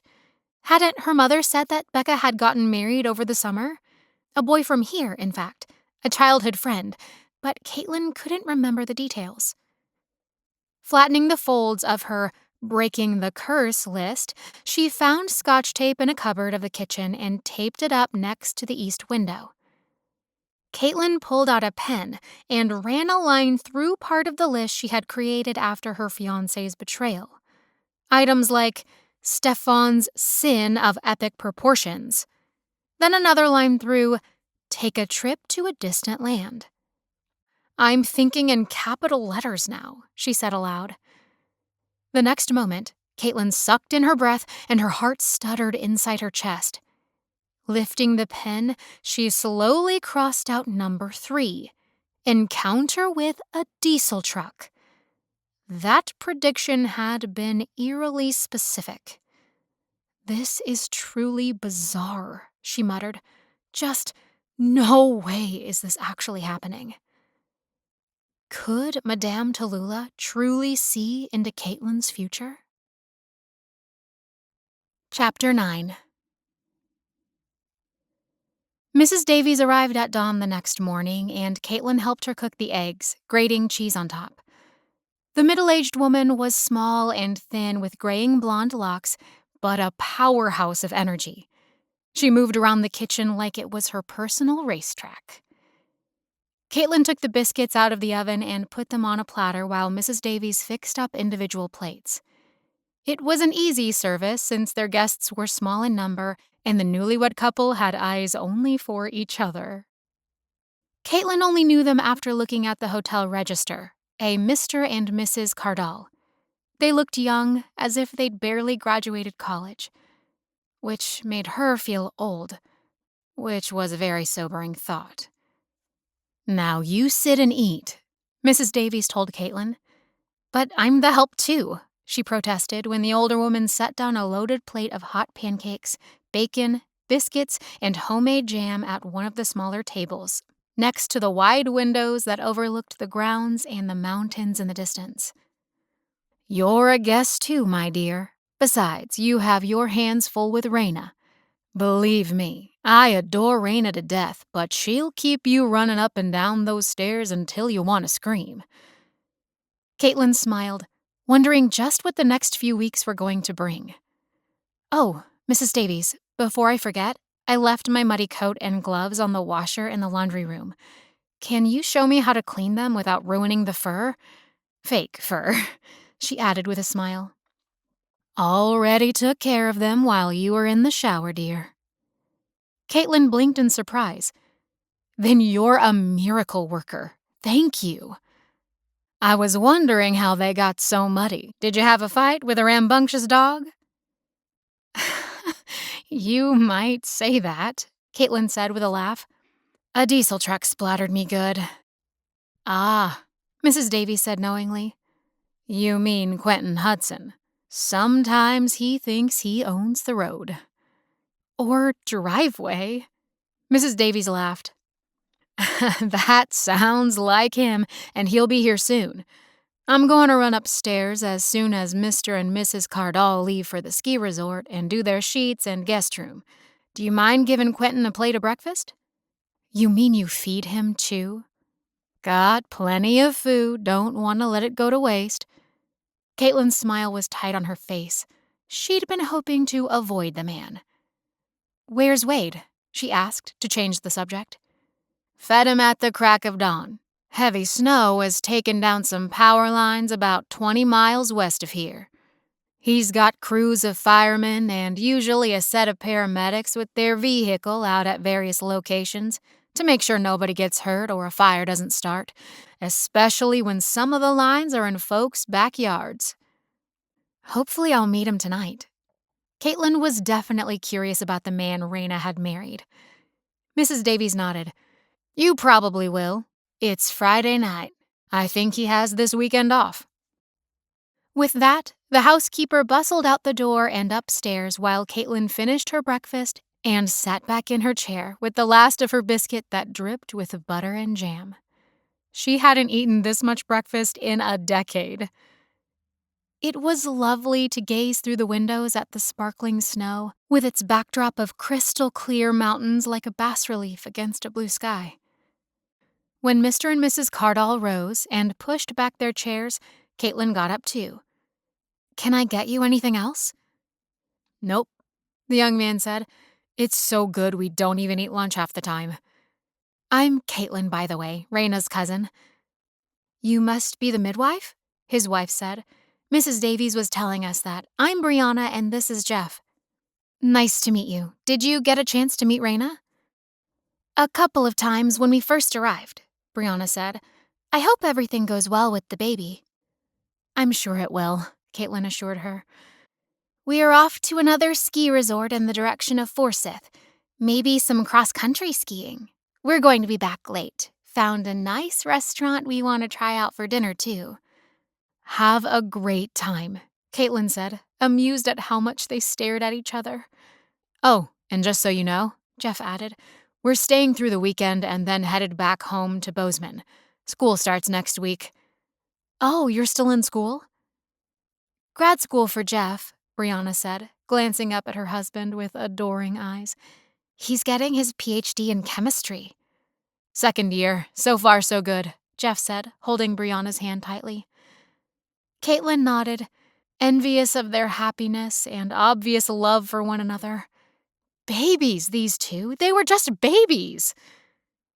A moment of melancholy swept over her. If Stefan hadn't thrown her off for a cheap floozy, Caitlin would have been perusing catalogs of wedding invitation templates and shopping for her bridal gown. But she tried to push aside the depressing thoughts. Have a great day and be safe on the roads, she called gaily when the newlyweds headed outside to their car. For a brief moment, she felt like she was their mother. Depressing. Caitlin cleared their plates and put them into the sink to rinse. At that moment, the washing machine started up down the hallway where the laundry room was located. The front door opened again, and Caitlin glanced over her shoulder, assuming it was the young couple returning because they had forgotten something. Instead, it was Quentin Hudson, wearing a mountain man jacket over his green flannel shirt and a tool belt at his waist, a cell phone in one hand and talking to someone. A supplier, it sounded like. "You can't have them ready before tomorrow?" he was saying. He made a grunting sound and then added, "I'll pick 'em up myself. I need them first thing Monday. No later or this job isn't getting done in time." He snapped off the phone and spotted Caitlin watching him. There was a peculiar pause while they stared at one another, and then Caitlin shook off her reverie, realizing that she'd been mentally assessing his shoulders and muscular chest. The product of his contractor work, no doubt, plus those darn blue eyes of his. "You usually just walk right into someone's house?" she asked. He cocked his head at her, 2 days of growth along his chin, which made for a devastatingly sexy look, darn him. An amused smile crossed his lips. "I know Rayna and Wade live here year-round, but it's a hotel first, right? So, yes, I'm used to walking in the public front door. And Mrs. Davies has been feeding me since I started the job 3 months ago." He had a point, but Caitlin thought he was rude to just walk in while he was on the phone. "Do you also have a crew that needs feeding?" she asked pointedly. That came out more impolite than she'd intended, and here she was chiding him for his attitude. "1 or 2 guys. Depends on the day and what I'm doing." They had another brief stare-down, and then Caitlin finally croaked out, "Breakfast?" "Sure. Thanks," came the slow answer as his eyes puzzled her over. "By the way, where's Mrs. Davies?" "Sheets, laundry room, cleaning bedrooms." Caitlin sounded like a robot. What was wrong with her? This guy made her lose her train of thought. Quentin moved toward the stove in the back of the dining room where the food was being kept hot. "I'll get it for you," Caitlin said, jerking her legs forward. "I can do it. Don't bother yourself." Caitlin prickled. "It's no bother," she said coolly. He turned his face toward hers, and she halted on the tile floor. "I just meant that I'm sure you have lots of things to do, and I can take care of myself. I don't need you to wait on me." His sort of apology wasn't much better. Caitlin shrugged and stepped back. "Suit yourself," she said briskly, striding toward the kitchen with the dirty plates and bowls. While she did the dishes, she could hear him rattling around in the dining room, his fork scraping against his plate, knife clattering. The man made her off-balanced. He was so opposite of Stefan in looks and demeanor. Short, wavy hair instead of long, deep blue eyes instead of chocolate brown. Nowhere near as lean and lanky, but Quentin wasn't heavy, just packed with muscle. Here was a guy who spent his day in physical labor while Stefan slept in, daydreamed, played his guitar and piano, scribbled a bit of music, and then went out for the city nightlife while she was on her feet at the hospital. Now that she thought about it, perhaps she and Stefan were actually opposites.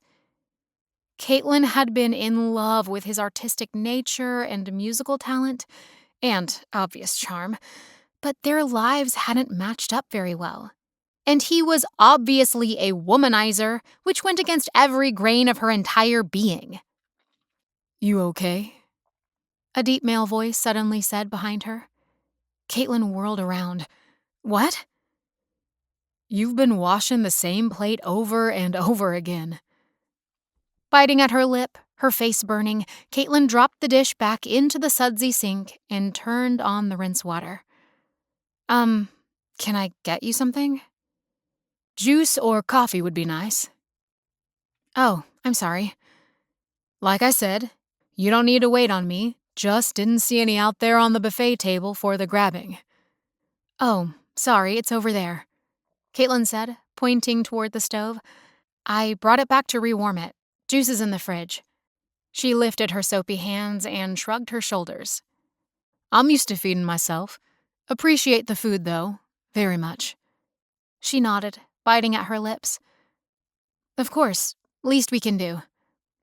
He disappeared with a glass of juice while Mrs. Davies whistled down the hall.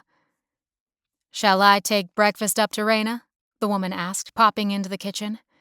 Caitlin shook her head. Let me. I need to do an exam and go over her medical files anyway. Sounds good.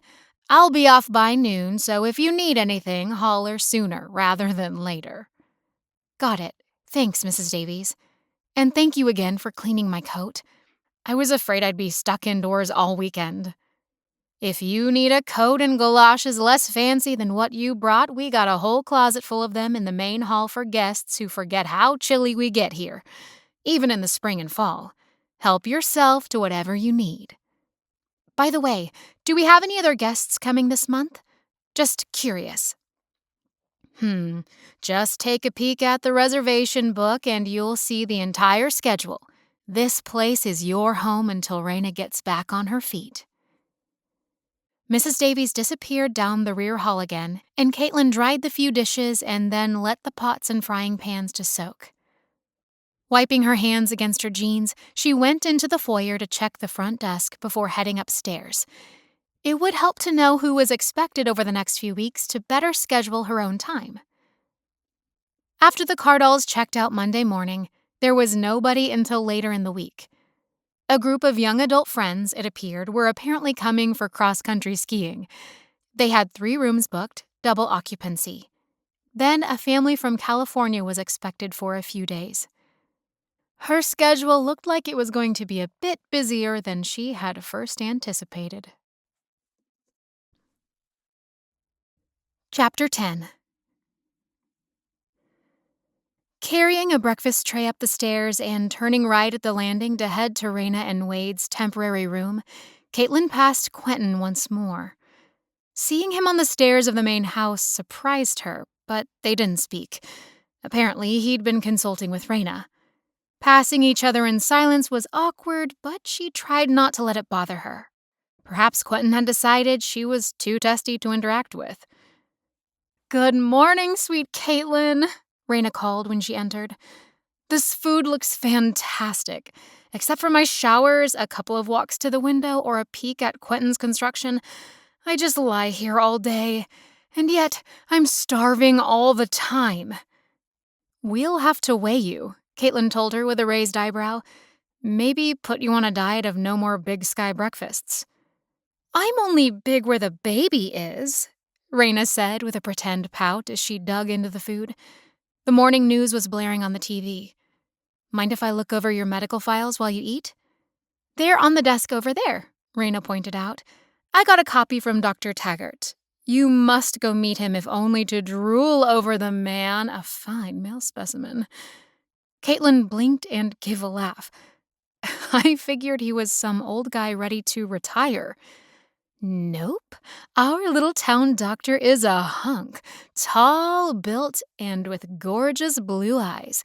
His wife, Lucy, is also expecting their first baby. The two of them met on an airplane a couple of years ago, and she kissed him in baggage claim even when they were total strangers.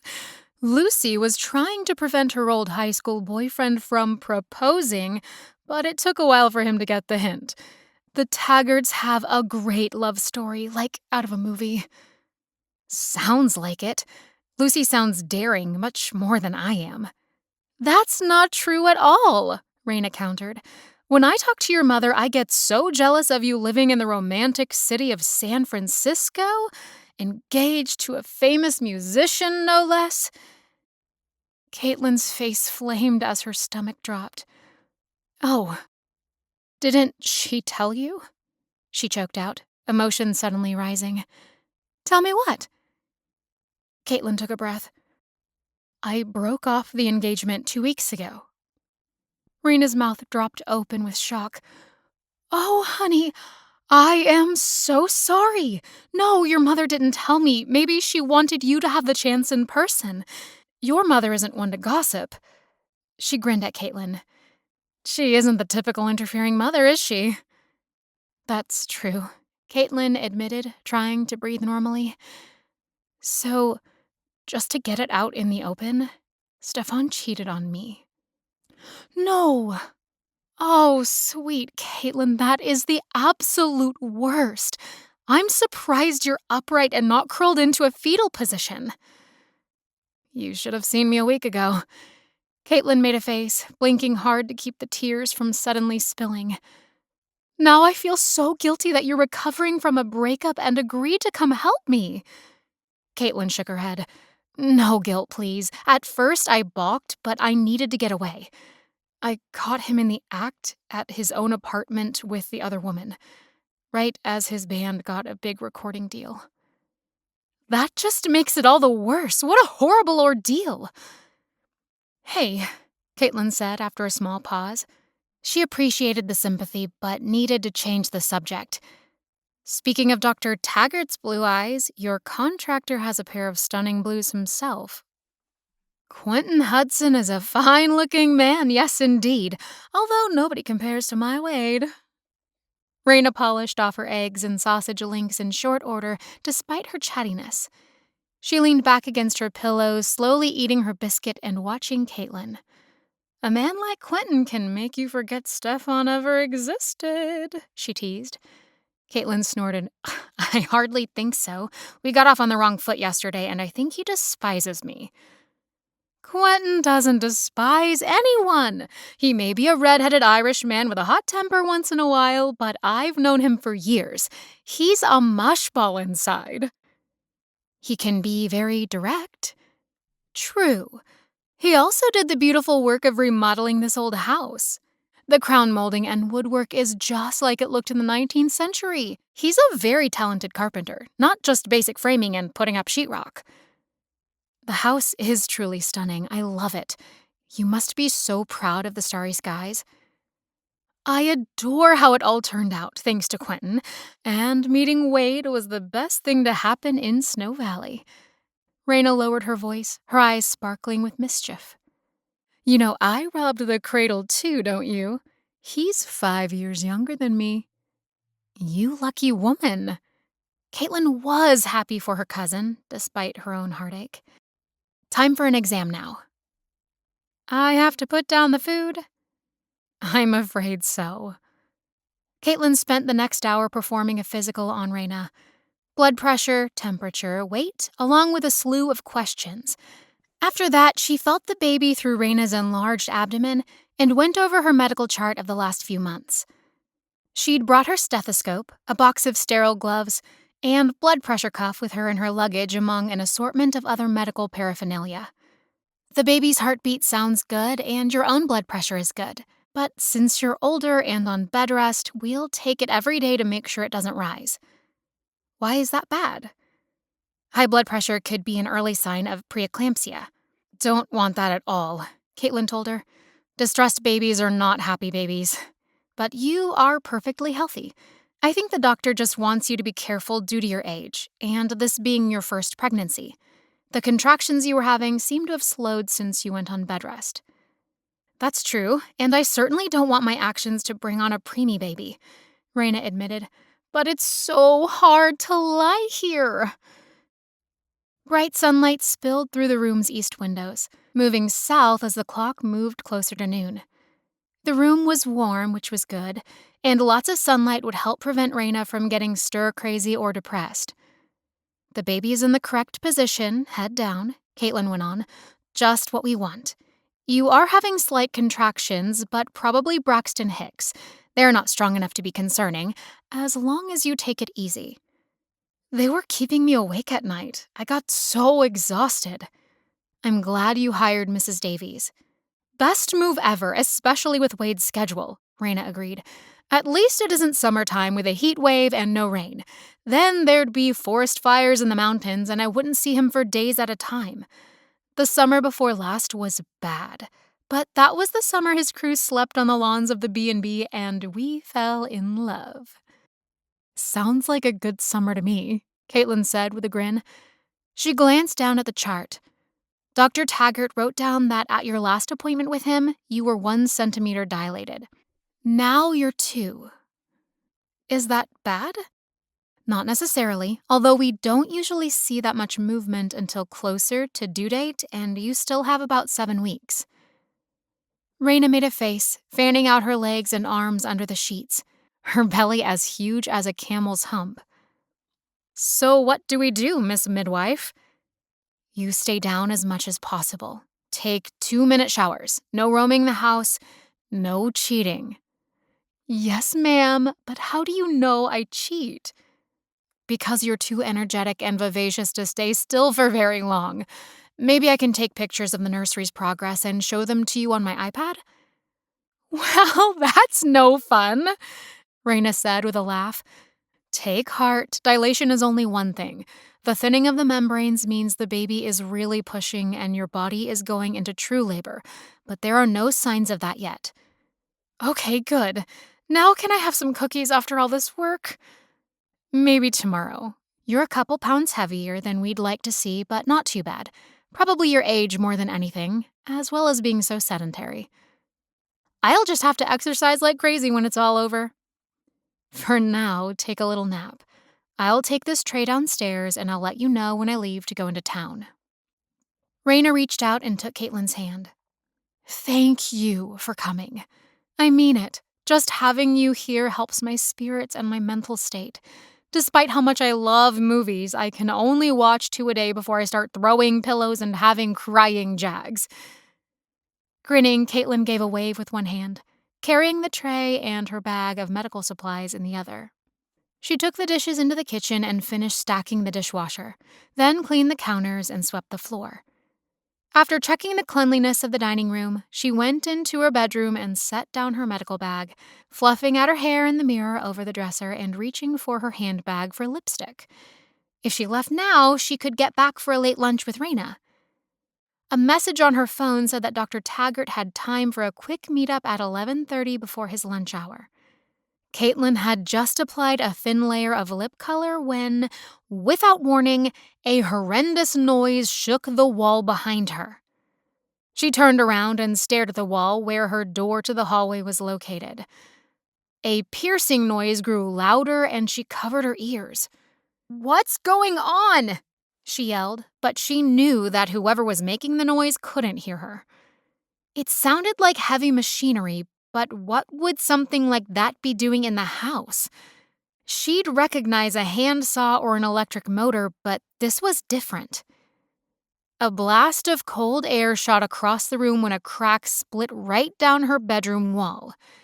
Before she could move, the crack grew with a speed that was shocking, snapping like a toothpick.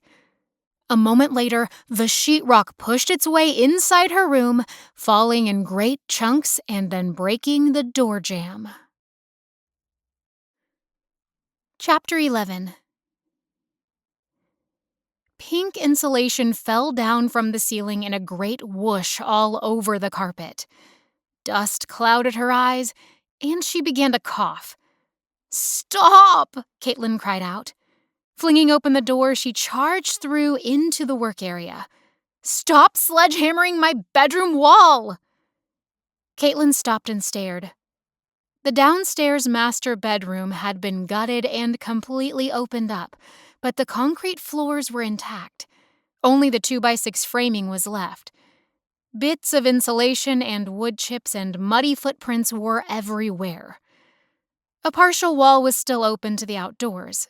Sheets of heavy plastic were tacked to the opening, but icy cold air came through.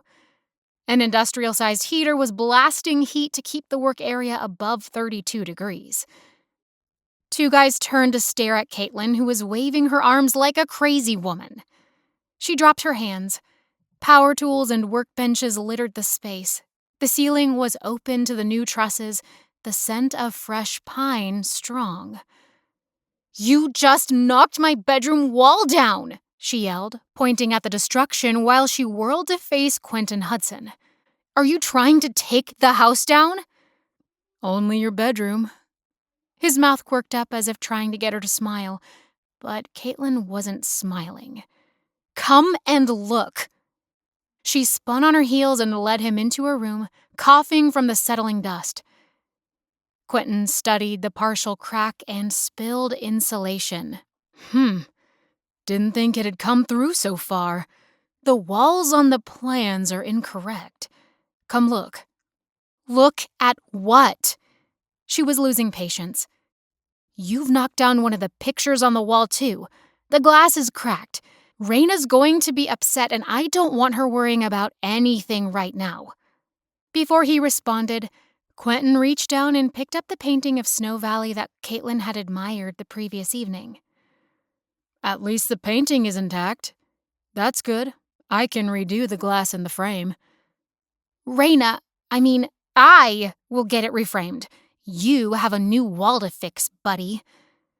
It's my painting. I have the framing and matting supplies at home. I can do it tonight and it'll save you time and cost. What do you mean it's your painting? It was on the wall of this guest room, my bedroom. Quentin didn't answer her question directly. He pointed to the bottom right corner of the landscape. At first, Caitlin didn't understand what he was trying to tell her. And then she saw the artist's initials.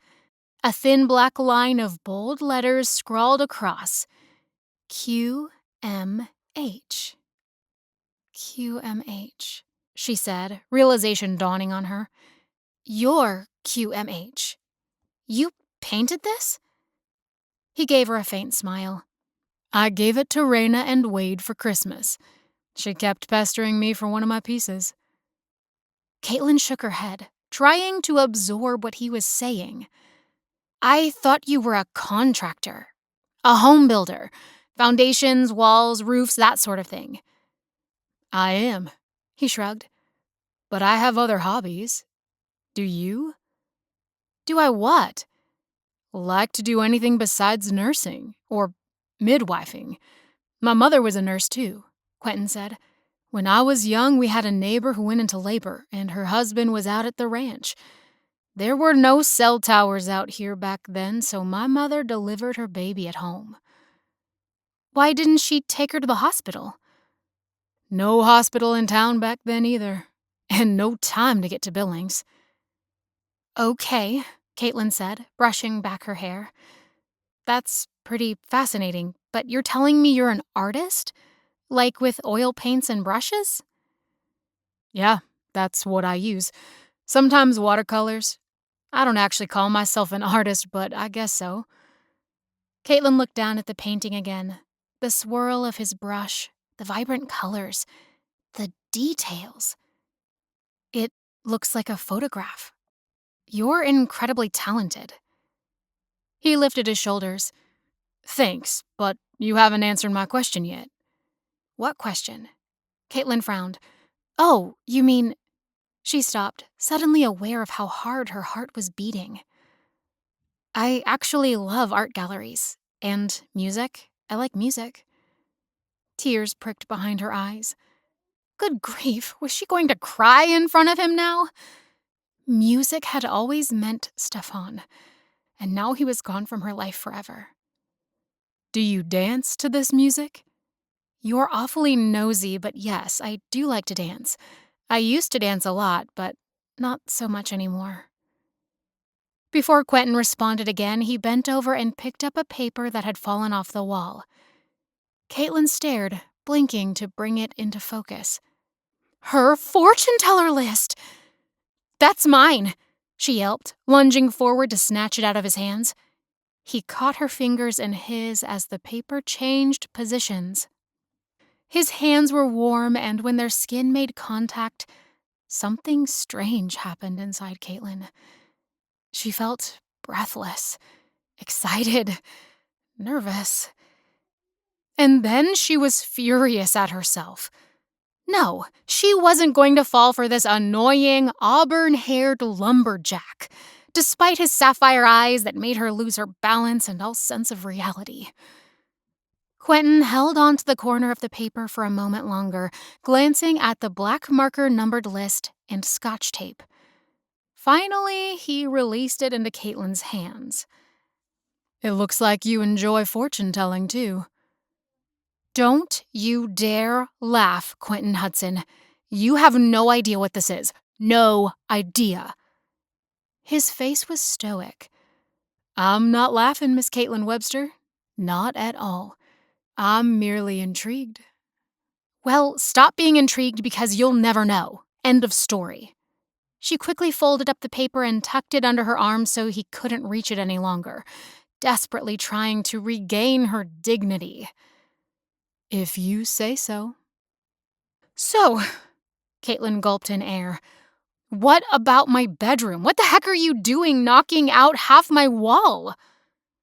As I was saying before we started discussing paintings and dancing and fortune-telling, my guys were off by about half a foot. The original blueprints to this house I got from Town Hall are wrong. We had to move some electrical wiring. I'll fix the wall and have you patched up by tomorrow. Tomorrow? Do it now! Caitlin stopped, realizing how demanding she sounded. This wasn't her house after all. Actually, I'm leaving right now. I have an appointment and I don't want to be late. Quentin gave her a small salute and departed. Cold air seeped through the split in her wall and she shivered.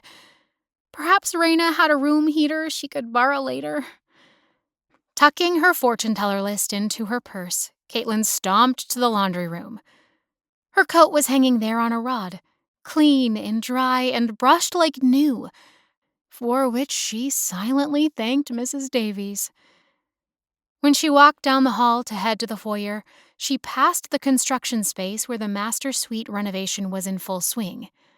She felt eyes on her and tried not to give in and turn around to see who it was. Once outside, Caitlin shivered like crazy in the bitter cold. Her hand shook when she inserted the key into the ignition, and it took the entire drive into town before the car was warm. She recognized the Snow Valley Clinic when she arrived. After parking her car, she found Dr. Taggart exactly where he'd said he'd be.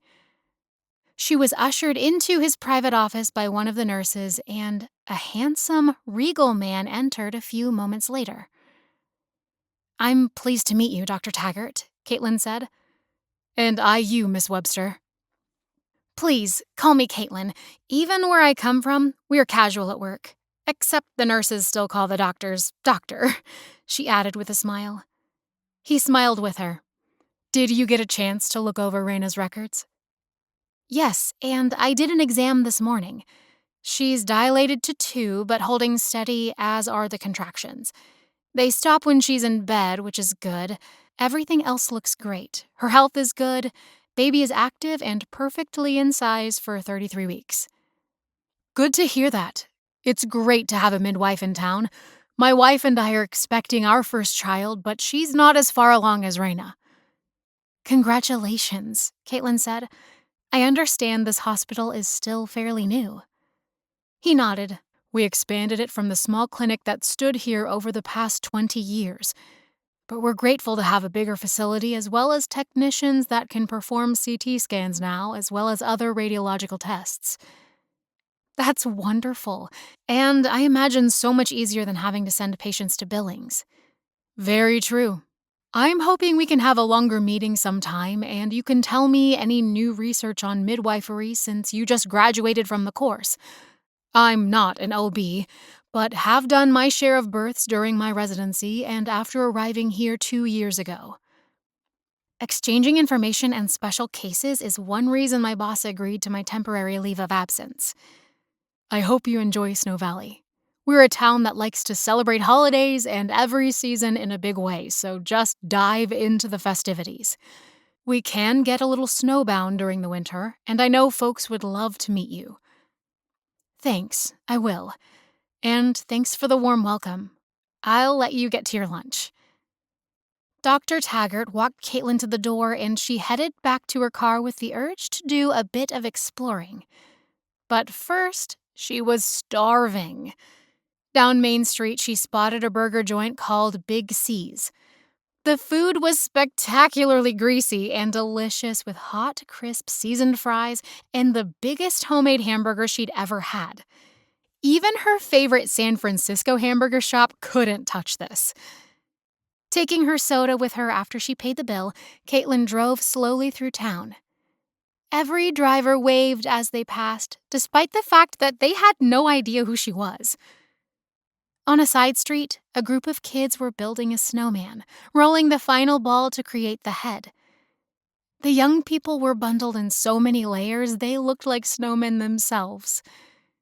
When they began throwing snowballs at each other, Caitlin got the feeling she was watching a scene out of a 1960s television show. Remembering that she'd forgotten to pack a few of her makeup supplies, Caitlin put doves into her GPS and found the store again. Not that it was terribly far, a couple of blocks, but she still kept getting turned around. There was no ocean to tell her which direction was west, and no Oakland hills to tell her which way was east. The store was a mishmash of sundries, groceries, and hardware.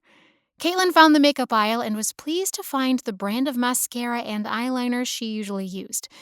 A nice, soft pink lipstick called to her from the rack, so she stuck that in her hand-carried basket, too. At the checkout, the young gal running the cash register was busy chatting with the customer in front of her. After Caitlin paid for her items, the cashier, whose name tag read Sheila, grabbed a hand-lettered card the size of a large postcard and handed it over with the receipt. "This is an invitation for next Friday afternoon at George Holbrook's ranch. There's going to be sledding and sleigh rides and hot cocoa and scones. The whole town's coming. Please come so you can meet folks." "Why, thank you," Caitlin said. "It sounds like fun. I've never actually gone sledding or sleigh riding." "It's time to start if you're going to live in Snow Valley." "Oh, I'm just here temporarily. I'm helping Rayna at the Starry Skies." "Oh, you're the cousin midwife. We all know about you." A laugh burst out of Caitlin. "Seems everyone does." "We mean that in a good way. You'll make friends in no time, and come to church on Sundays. Nearly everyone goes, unless they're a complete atheist, and even then the non-believers come to the potlucks and socials." "Sounds really nice, actually." The girl smiled. "This place has a pull on people. Even if you leave, you'll end up coming back." Caitlin laughed. "You make Snow Valley sound almost, well, mystical." Sheila nodded. "It is magical in a really nice way. A town you can live in your whole life and feel blessed and enriched. Oh, and don't forget to enter the Valentine's Day drawing. You'll win a $100 gift certificate for the store and a month's supply of chocolate. Who can resist that?" "Not me," Caitlin admitted. She filled out the card with her name and cell number and put it into the big plastic red heart sitting on the counter. "Winners will be announced at the Valentine's Day dance. The Iron Sticks used to play when they were growing up here, but they've gone big time now, even building up a recording studio outside of town at a place Clay Jet calls The Barn." "The Iron Sticks? Cool name. So they're from Snow Valley?" Sheila nodded. "They've produced albums and gone on tour. Clay Jet plays bass, a girl named Amber with a fabulous voice is the lead singer, and Clay's fiancé Paisley is now part of the band too. They're engaged to be married sometime later this year." "That's impressive," Caitlin said, even as she tried not to grimace at the mention of a local band.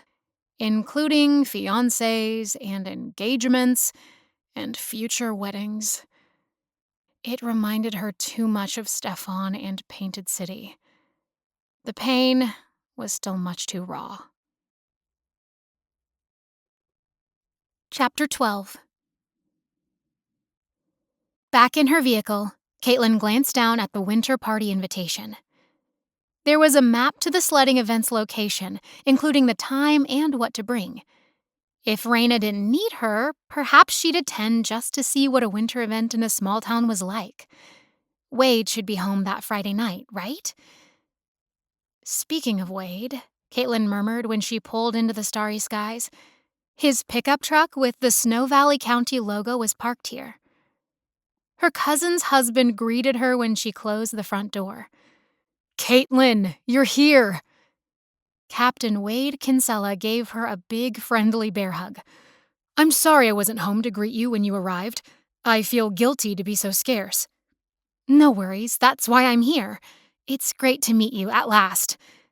Thanks for giving up your life to come help us out. We'll never be able to repay you. Caitlin waved away his words. I'm glad to help. I'm just not sure I'll ever get used to these bitter temperatures. You'll have to come back another winter and take up cross-country skiing. Honestly, Snow Valley will make a mark on your heart. The fire chief was definitely handsome, from his perfect features to his easy smile. Captain Wade seemed to lack any sort of vanity or pride, which was refreshing. Rayna had found herself a good man. So, how's my wife and baby? He asked, raiding the refrigerator while Caitlin shrugged out of her coat and gloves. They're perfect. Everything looks good. Don't worry about them. I think Rayna will go full term, but she has to stay down. Just tackle her if she comes downstairs. Wade's eyes caught hers and his mouth quirked into a smile. Will do, Caitlin joked in return. I know she's bored, he went on. She's usually a bundle of energy. She figured she'd be running the B&B and half the town all the way through the pregnancy.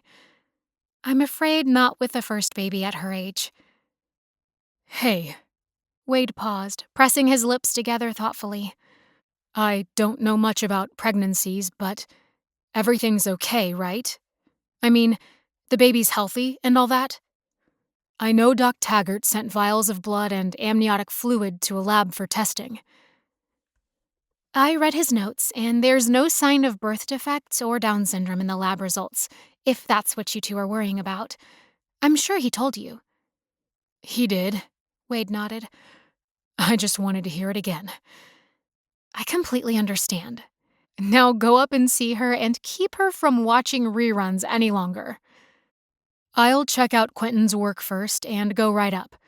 Is he still here? I have no idea. I've been gone the last few hours. But he did a number on the guest room wall. Wade did a double take. Huh? The bedroom I'm using downstairs? A crack took down part of the guest room wall and turned into a fine air conditioner. I'll make sure he gets right on that, Wade said with a laugh, shaking his head. Sorry about that. What a welcome on your second day here. Oh, I know Quentin will fix it. I already gave him an earful. Wade chuckled, and then Caitlin headed to her room. She hung up her coat and scarf, tucking her gloves inside the pockets, and dropped her handbag on the bed. She heard the sound of male voices, and then the sight of Quentin came into view when he reached out a hand to knock. Caitlin felt herself suck in air. That man did something to her, but he was completely not her type. Besides, he was so infuriating half the time. Silently, she watched him and Wade discuss the repairs to her wall. It didn't take long before he'd shoved the insulation back in and taped it up. We'll fix the electric lines on Monday, he told Wade. All the other lights and electric outlets are working, but now there won't be cold air coming into this room over the weekend. But just in case, make sure your electric blanket works. He gave her a wink, and Caitlin felt like he was being patronizing. She returned to the kitchen, where she found fixings for dinner for her new little family of Wade and Rayna. She'd become a combination of visiting cousin, midwife, housekeeper, and cook. But she actually didn't mind. It was nice to have other people in the house, although it didn't make her want to move back in with her parents. Not at 27 years old. The next 10 days passed quicker than Caitlin expected. The newlyweds checked out Monday morning, paid their bill in cash, and Mrs. Davies did the grocery shopping and heavy cleaning, washing floors and scrubbing bathrooms. Caitlin dusted the public rooms downstairs and brought up paperwork and bills for Rayna to attend to from her bed. The rest of the time, the two of them spent going over labor and delivery plans, as well as watching labor videos about what to expect, breathing exercises, decisions to be made about an unmedicated birth or the use of an epidural. Their new guests checked in, and breakfast became much more lively with a couple of teens wolfing down food like it was going out of style.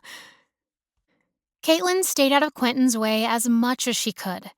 The man was busy, but when he came in to do a better patch job on her bedroom wall, she'd catch him watching her as she went in and out with laundry or poring over her medical books. Often, he gave her a puzzled look. "I can't figure you out, just Caitlin," he finally said one afternoon. She forced herself not to smile at the name he'd given her on her first day here in Montana. She wanted to remain annoyed, but when he wasn't running her down with his truck or breaking down her wall, he was actually very nice. His voice was even better, deep with a melodic timbre that sent a quiver up her spine. Caitlin wished she could shut off her senses to him. She wanted to stop thinking about running her hands through that thick auburn hair, or running her finger over his lips and that tiny indentation next to his mouth. "Oh, I'm not that complicated," she said now, her eyes skittering away from his. "All work and no play makes life a bit dull." "I love my work," she said simply, lifting her shoulders in a small shrug. "So do I, but it doesn't mean I want to do it 24/7. He paused. "I happened to see the invitation card on your dresser for the sledding party the Holbrooks are putting on. You going?" Haven't decided yet," she said vaguely. Quentin just nodded and went back to taping the crack in the wall, mudding it over so it could dry, and then he could texture it in a couple of days and repaint. Why didn't she tell him she was going? Self-preservation? Fear? The curse? She almost laughed at that. Caitlin had no idea. Quentin just made her cautious. Quentin glanced over, and Caitlin let out a cough to cover up her snort, moving her books to the parlor to sit in the sun under the south window. Caitlin had been in Snow Valley more than 2 weeks when the sledding day arrived. She and Rayna and Mrs. Davies had a routine going now. They weren't bumping into each other all the time, and Caitlin wasn't second-guessing herself with running the B&B or Rayna's occasional contractions. She also tried not to stare at her fortune-teller list more than every few days, keeping it tucked away in her drawer so Quentin didn't accidentally see it and think she was completely psychotic. But why did she care? Caitlin inwardly rolled her eyes. "I wish I was going," Rayna said when Caitlin came upstairs to say goodbye late Friday afternoon. "I love the snow. You'll have a great time. Bring me some cookies or a hot scone." "Absolutely." "Now turn around," Rayna ordered. "What are you talking about?" Caitlin laughed, turning as Rayna held up a finger in a spinning motion. "You're wearing your cute jeans and sweater. Good.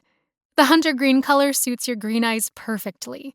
You'll have all the single guys drooling over you and wanting to have a snowball fight with you as their partner." "Right. Not." "Don't underestimate yourself," Rayna said, then spoke more softly. "What Stefan did to you was his problem, not yours. The man has ego issues as high as the mountain out back. You're not unattractive in the least. Quite the opposite. And your figure looks 10 times better than most young women." "And especially mine," she added with a laugh. Caitlin shook her head, trying not to blush. "Don't think you're cursed either. The right man is out there. Don't close yourself off to any possibility." "Cursed?" Caitlin echoed. "That's a strange choice of words." "Oh, honey, us girls always think we're cursed if we get into a failed relationship. When you don't marry until you're 40, you have more than your share. Your mother probably never told you that when I was 17, I ran away with a boy to elope." Caitlin's jaw dropped. "No, she did not." "That's a story for another time," Rayna said with a shake of her shoulders. "It's water way under the bridge. But I got the perfect man for me after another 20 years of looking." "Yep, he's pretty perfect," Caitlin agreed with a smile. "I'm glad Wade is home so I don't have to feel guilty about leaving you tonight." "Did I hear my name?" Wade said, coming up the stairs and launching himself onto the king-sized bed. "All right, you two," Caitlin said, laughing at his boyish actions. Enjoy your evening. I'll see you in the morning." 5 minutes later, Caitlin was in her car, extra scarves, socks, and heavy boots and hat. The sun would be going down in a couple of hours. Sledding first, then sleigh rides with lanterns seemed to be on the docket. She found the Holbrook Ranch fairly easily, and the hill was actually the property of Kellen and Ivy Thomas, who had recently built the house. Families, kids, teens, and young adults were already on scene, ripping down the massively wide hill with store-bought sleds, homemade sleds, and garbage can lids brought from home. Squeals and screams and laughter filled the air. Many others, mostly the parents and other adults, were watching, cheering and clapping for their offspring or grandchildren. A couple of tables had been set up where a few women were filling styrofoam cups with hot cocoa. Caitlin wandered over, her feeling of being a total stranger coming on stronger than ever. Maybe she should have stayed at home, curled up with a book by the fire. "You must be Rayna's cousin," an older woman said, handing her a cup of hot chocolate. The cup warmed her hands even with gloves on. Caitlin took a small sip. "I'm Caitlin Webster." "I'm Eileen. Everybody calls me Grandma Eileen, but I'll answer to just about anything. And this is Ivy, my granddaughter-in-law." "Pleased to meet you, Ivy. And you must be the owner of this beautiful new home." Ivy nodded, her face glowing with the cold, her eyes bright. "It's great to meet you. How is Rayna? Everybody's been worried about her." "She and the baby are well. Getting close now, only 5 or 6 weeks until the due date." "That is close," Grandma Eileen said. "She'll be so glad to be up and running again. Good timing with spring and summer coming and the B&B getting busier." "How's the house remodel?" Ivy asked next. "I understand Quentin Hudson is doing it? A nursery?" Caitlin nodded. "Making good progress. Almost time for texturing and painting, then carpet." "How lovely," said another female voice coming up behind them. "I just love babies." "This is Pastor John's wife, Cora," Grandma Eileen said, making the introductions. "Meet Caitlin Webster, Rayna's cousin and midwife." "How exciting to have a midwife in our midst," Cora said, shaking Caitlin's hand. "Just like the olden days when we had babies at home. Well, I personally didn't, but my grandmother certainly did." All the women laughed, a few younger mothers grabbing cookies for their younger children. A few teens filled their pockets with cookies, then ran off to start a snowball fight. "Something like that," Caitlin agreed.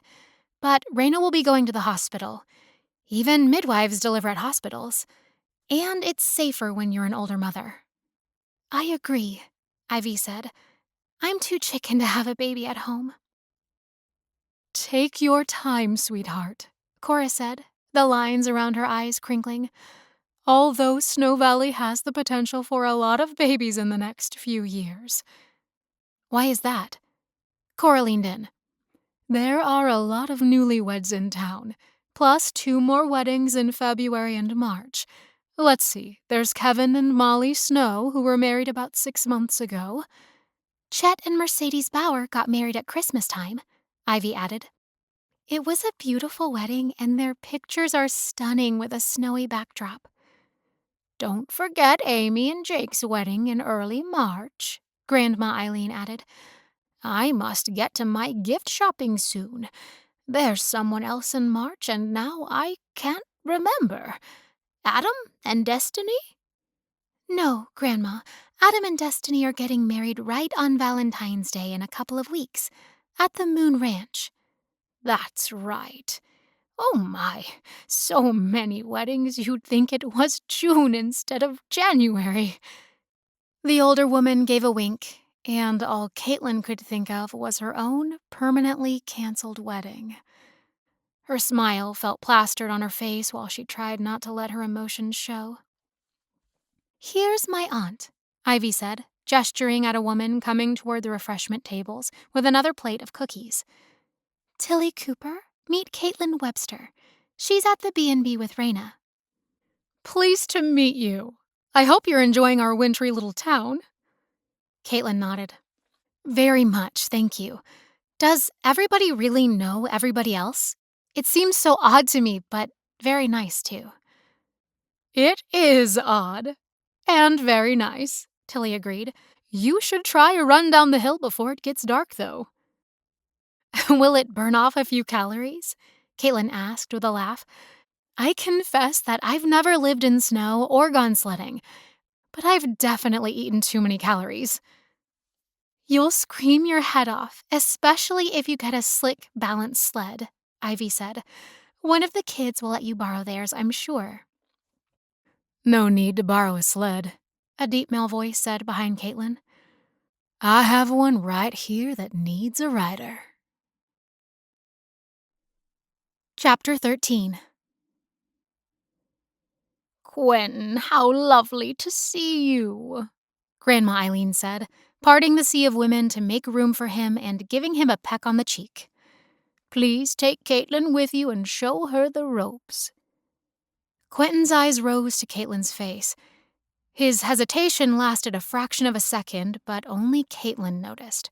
The other ladies were busy handing out scones and cookies and more cocoa to a fresh group of hungry teens. The air grew louder with voices and shouts as more townsfolk arrived. "Mr. Hudson," Caitlin said quietly. "I'll bet the two of you are getting to know each other quite well with the nursery edition going on every day," Cora, the pastor's wife, said. "That's true," Quentin said, not missing a beat. He held out his arm for Caitlin to take.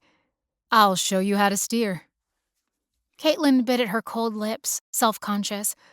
"I can walk on my own." "You'd better hang on to him while you have the chance," Tilly interjected. "Those boots look slippery and a bit bulky for trudging through the deep snow on the hill."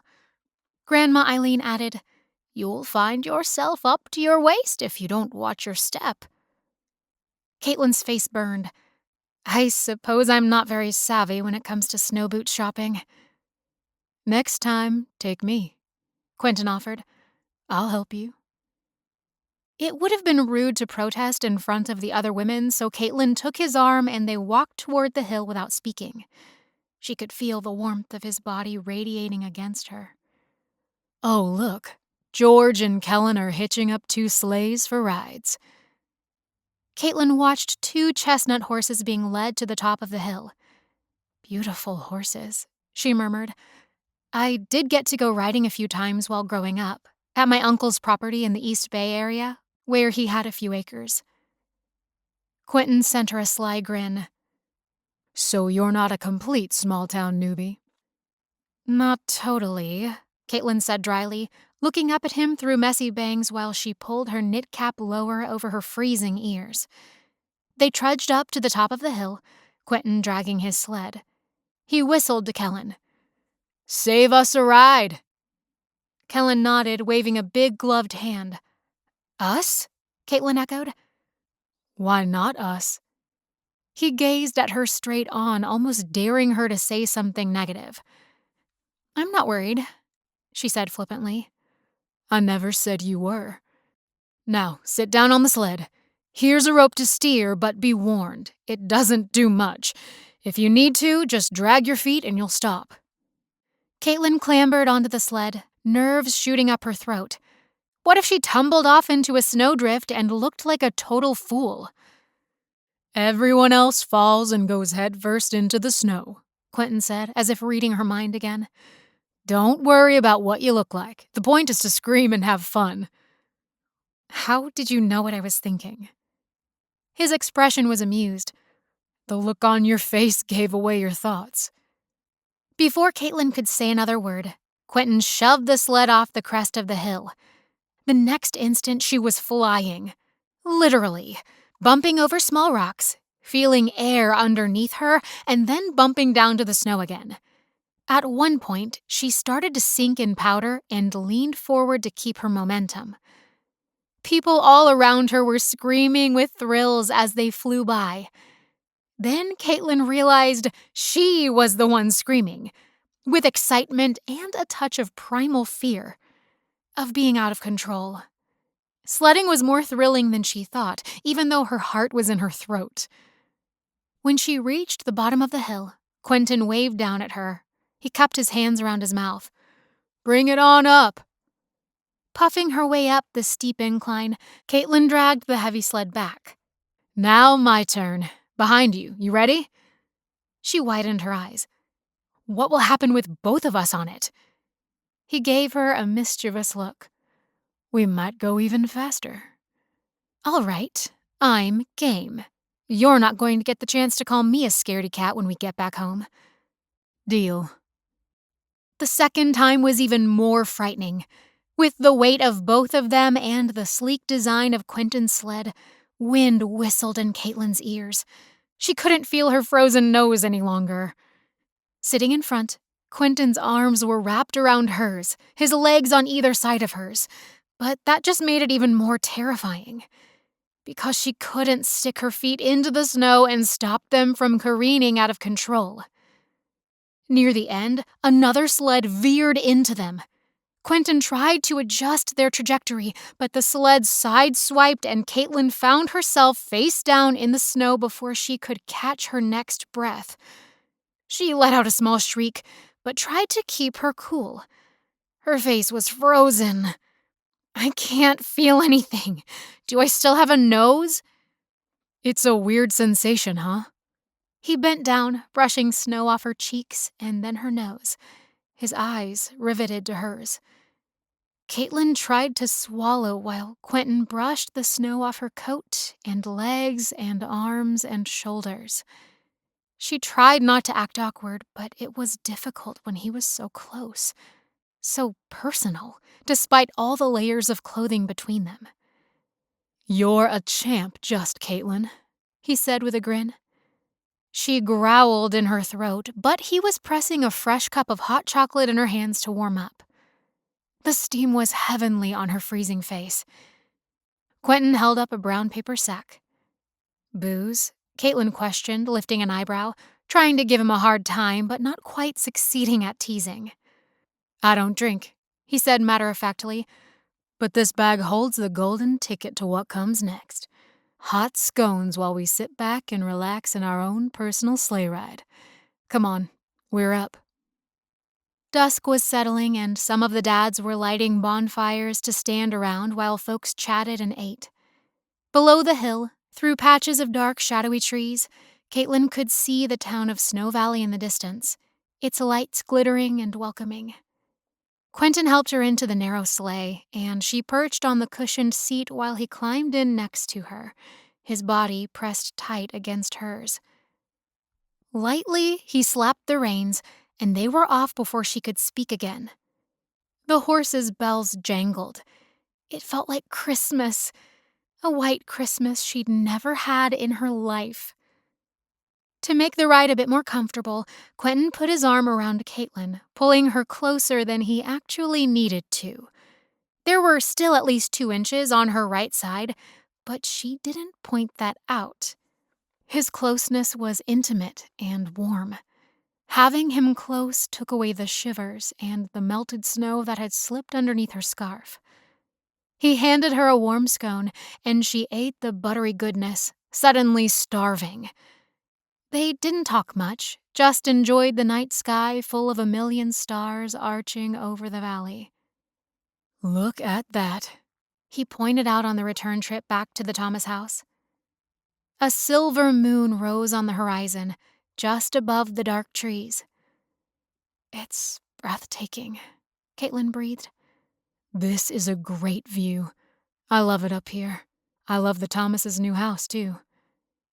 Caitlin turned her head to face him. He was suddenly very close, watching her.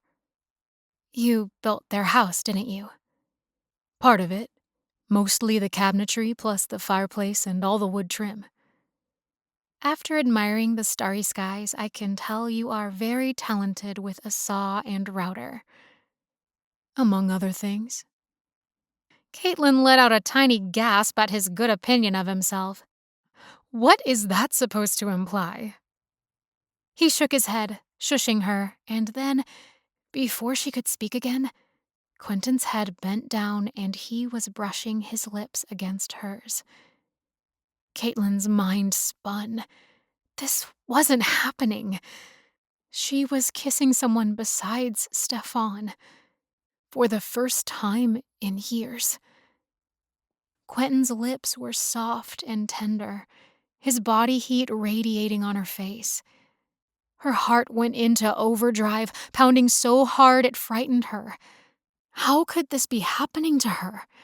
Not here, not now, not so soon after Stefan. She almost felt like she was being disloyal. It was the strangest feeling. And yet, Stefan had betrayed her in the worst possible way. Caitlin pulled away, her eyes stinging with emotion. Am I coming on too strong, just Caitlin? She nodded, then shook her head from side to side, and then finally shrugged her shoulders. I can't explain. Her eyes were full of tears, but she held them back. She certainly was not going to cry in front of this man. When she tried to turn her head away, Quentin took her chin and brought her eyes back to his blue ones. He reached out a finger, his glove suddenly off, and wiped at the tear hovering on her eyelashes. There. Now you're all better. Am I? She whispered.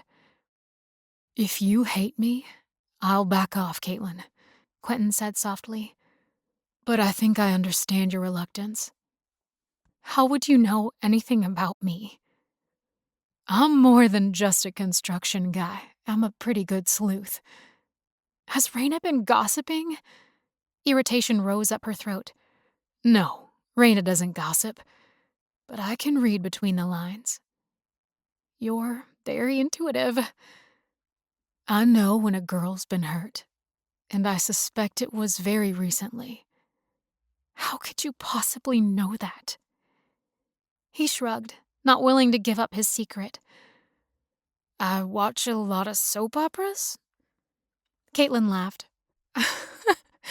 Right. Tell me another fib. Soap operas are strictly a daytime addiction, Mr. Construction Worker Artist. He smiled, and Caitlin liked how handsome those genuine happy smiles made him. Right now, let's enjoy the ride back, just Caitlin, and I'll make sure you get home safely. Within a few minutes, they pulled up to the front of the Thomas home, and Quentin pulled on the reins to stop the horse. He took Caitlin's hand and helped her out. She dropped his hand and stuck her fists inside the deep pockets of her coat. I'm afraid you've got fresh mud on your coat, he pointed out. Funny how that happens every time I'm around you. Caitlin quirked her mouth. I have a secret weapon at home, though. Mrs. Davies. That woman is her own secret weapon, Quentin agreed. Just then, Kellen came up and took the reins, motioning to the next couple and helping them into the sleigh. He'd lit a lantern, and it swung off the steering mechanism to provide light. Before Quentin and Caitlin could walk down the hill, a young woman came running up to Quentin out of the dusk. She threw her arms around his neck. Where have you been? She demanded, giving him a kiss on the cheek. You promised me a sled ride. Serena, he cried, picking her up in his arms to whirl her around. I can't believe you're here. I wanted to surprise you, she said happily. So did I surprise you? Did I? The young woman didn't let him answer. Before Quentin could say a word or introduce Caitlin, the girl he'd called Serena had smothered his face in snow, knocking him down to the ground. She pinned his legs, and then he did a quick move, and Quentin had her pinned, proceeding to cover the young woman with a handful of snow in retaliation. Caitlin stood staring at the two of them, feeling like she'd just fallen into an abyss. To see this young woman all over Quentin, especially after that tender kiss of his. She stammered, completely discombobulated. I'll be back, Quentin said over his shoulder as the young woman, who couldn't have been much more than 19, dragged him away, completely ignoring Caitlin. It was pretty dark, but still. "Stay there, Caitlin," Quentin called out, already 20 feet away. Before Caitlin could move, the two of them boarded his sled and were off down the hill. Gulping down her shock, she turned her back on them and marched down the hill to her car. Stay and watch him play with another woman? He was crazy if he thought she'd hang around to play second fiddle. With the sudden descent of darkness, the crowd was breaking up, families herding their offspring into cars. Waves and goodbyes filled the air. "Nice to meet you, Caitlin," came a chorus of women's voices in the parking lot, cars askew at all angles. Flashlights snapped on, but she couldn't recognize anyone very well. "Thank you," she called back in a wooden voice. Feeling like a robot, she stuck her frozen key into the ignition. After revving the engine, Caitlin peeled out of the long driveway back to Main Street, spitting snow and mud with a vengeance. Chapter 14. A cold sweat came over her. Caitlin was barely aware of her surroundings as she drove back to the Starry Skies. What had just happened? Her legs were heavy when she walked up the porch. One small lamp was lit in the parlor. The sound of their guest family was on the landing. Caitlin could hear the parents telling their son and daughter to get ready for bed. Then a door closed and their voices disappeared. The group of friends who had checked in that afternoon were still out, probably dining somewhere in town. Maybe they had been at the sledding party too, but Caitlin hadn't recognized them in the crowd. Caitlin was grateful tomorrow was Saturday. She wouldn't have to see Quentin for 2 more days. And even on Monday morning, she planned not to be here. She'd make up an excuse for a few hours. Pulling off the heavy winter clothing, she dropped the items on the floor, desperate to warm up. The faster, the better. A hot shower was next. She stood under the steaming water, her mind as numb as her legs. Afterwards, she pulled on her pajamas and a sweatshirt, turned up the heat a bit, and climbed under a mountain of blankets. Who was that woman? The familiarity between her and Quentin was unnerving. An old girlfriend? A girl who wanted to be his girlfriend? That was definitely the body language between them. What was worse was that she was so young. "Robbing the cradle much, Quentin Hudson?" Caitlin said bitterly to the dark bedroom. He couldn't be the man for her. He was a redneck, and she was a city girl, and never the two should meet, let alone flirt or kiss or do anything like unto it. She buried her head in the pillows, a moan escaping. Covering her mouth, the memory of Quentin's lips on her own returned full force. The power of that tender, heartfelt kiss had taken her breath away. Nobody had kissed her like that in a long time. Not even Stefan. Wade was around all weekend, so she and Rayna spent quite a bit of time together, nesting, making plans, and practicing their breathing exercises for labor. Caitlin knew they were just being kind to spend time with her Saturday night, watching a movie which Wade had picked up from the red box at Dove's and making popcorn. The rest of the weekend, she read a cozy mystery, made brownies, and was tempted to go haunt Dove's for their Snickers minis, which she resisted, proud of herself for not giving in. On Sunday morning, Rayna kept hinting that Caitlin should attend church and meet more people. "I feel guilty that you're so cooped up here. I'm sure you're usually dining with friends, going to the theater or opera, or..." Her voice trailed away, and Caitlin knew she was going to say something about attending all of Stefan's music gigs. "Yes, I was his #1 fan, but he decided that I wasn't enough," Caitlin said flippantly. Rayna made a pouty face. "I wish I could throttle him. You deserve a great guy. A Snow Valley guy. They're all pretty much made of awesome. This is God's country, after all. Well, your man is, Caitlin said while trying to hide her sulking glower. Hey, the good guys will be at church, so go! Caitlin stuck the milk back in the fridge. What if Quentin was at church? She did not want to see him. He was another Stefan. After all the cozying up he'd done in the sleigh, including that amazing kiss, he'd run off with some flit of a girl with long blonde hair and wearing tight jeans. He'd hardly noticed that Caitlin had left, and he hadn't called or texted. Of course, she hadn't given him her cell phone number either, but Quentin hadn't asked. He was too busy panting after the young thing.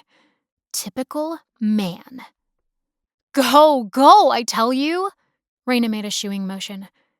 You go back to bed. Your kitchen vacation is over, Caitlin added sternly. Not until you agree to attend church. Just the sermon. You don't have to stay for Sunday school or the refreshments afterward. Caitlin finally got the hint. Rayna and Wade wanted the house to themselves. Then she blushed, feeling stupid. I'm going, she called, swinging out the kitchen door. Are you satisfied? Rayna laughed as she headed to the staircase. A few seconds later, she heard her cousin let out a whoop when Wade picked her up in his arms and carried her up to their room. Which was a good thing. Rayna really shouldn't be doing stairs at all. Sighing, Caitlin put on a skirt and some black tights to keep her legs warm. She'd had the foresight to purchase a nice pair of dressier black boots in addition to the snow boots. When she walked into the foyer of the Snow Valley Community Church, the organ was playing peaceful and soothing music. Perhaps she did need this. Thinking about life and eternity would give her some perspective and hopefully heal her wounds and bitterness. She saw some of the women from the sledding party, and Ivy Thomas, the newlywed, gave her a hug. So happy to see you here, she whispered. Welcome. Thanks, Caitlin returned.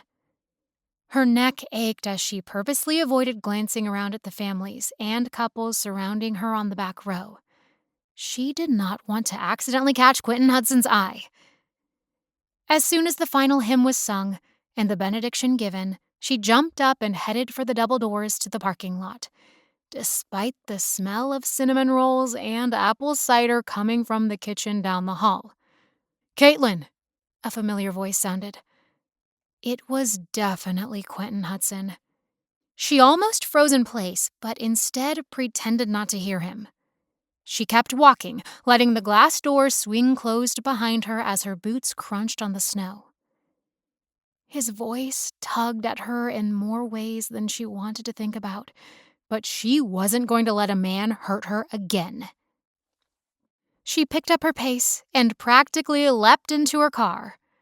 When she drove out of the parking lot next to the church cemetery, Caitlin caught a glimpse of Quentin coming to a halt on the sidewalk, staring after her as she peeled down the street. On Monday, she did the grocery shopping for Mrs. Davies, who was cleaning the Hidden Lily guest suite, the Romantic Skies room, and the Sagebrush room, preparing a new suite for a couple who were arriving to visit their daughter's family for the baptism of one of their grandchildren. She ate lunch out, checked in briefly with Dr. Taggart to give him her updated records on Rayna, and then took a tour of the hospital's labor and delivery floor.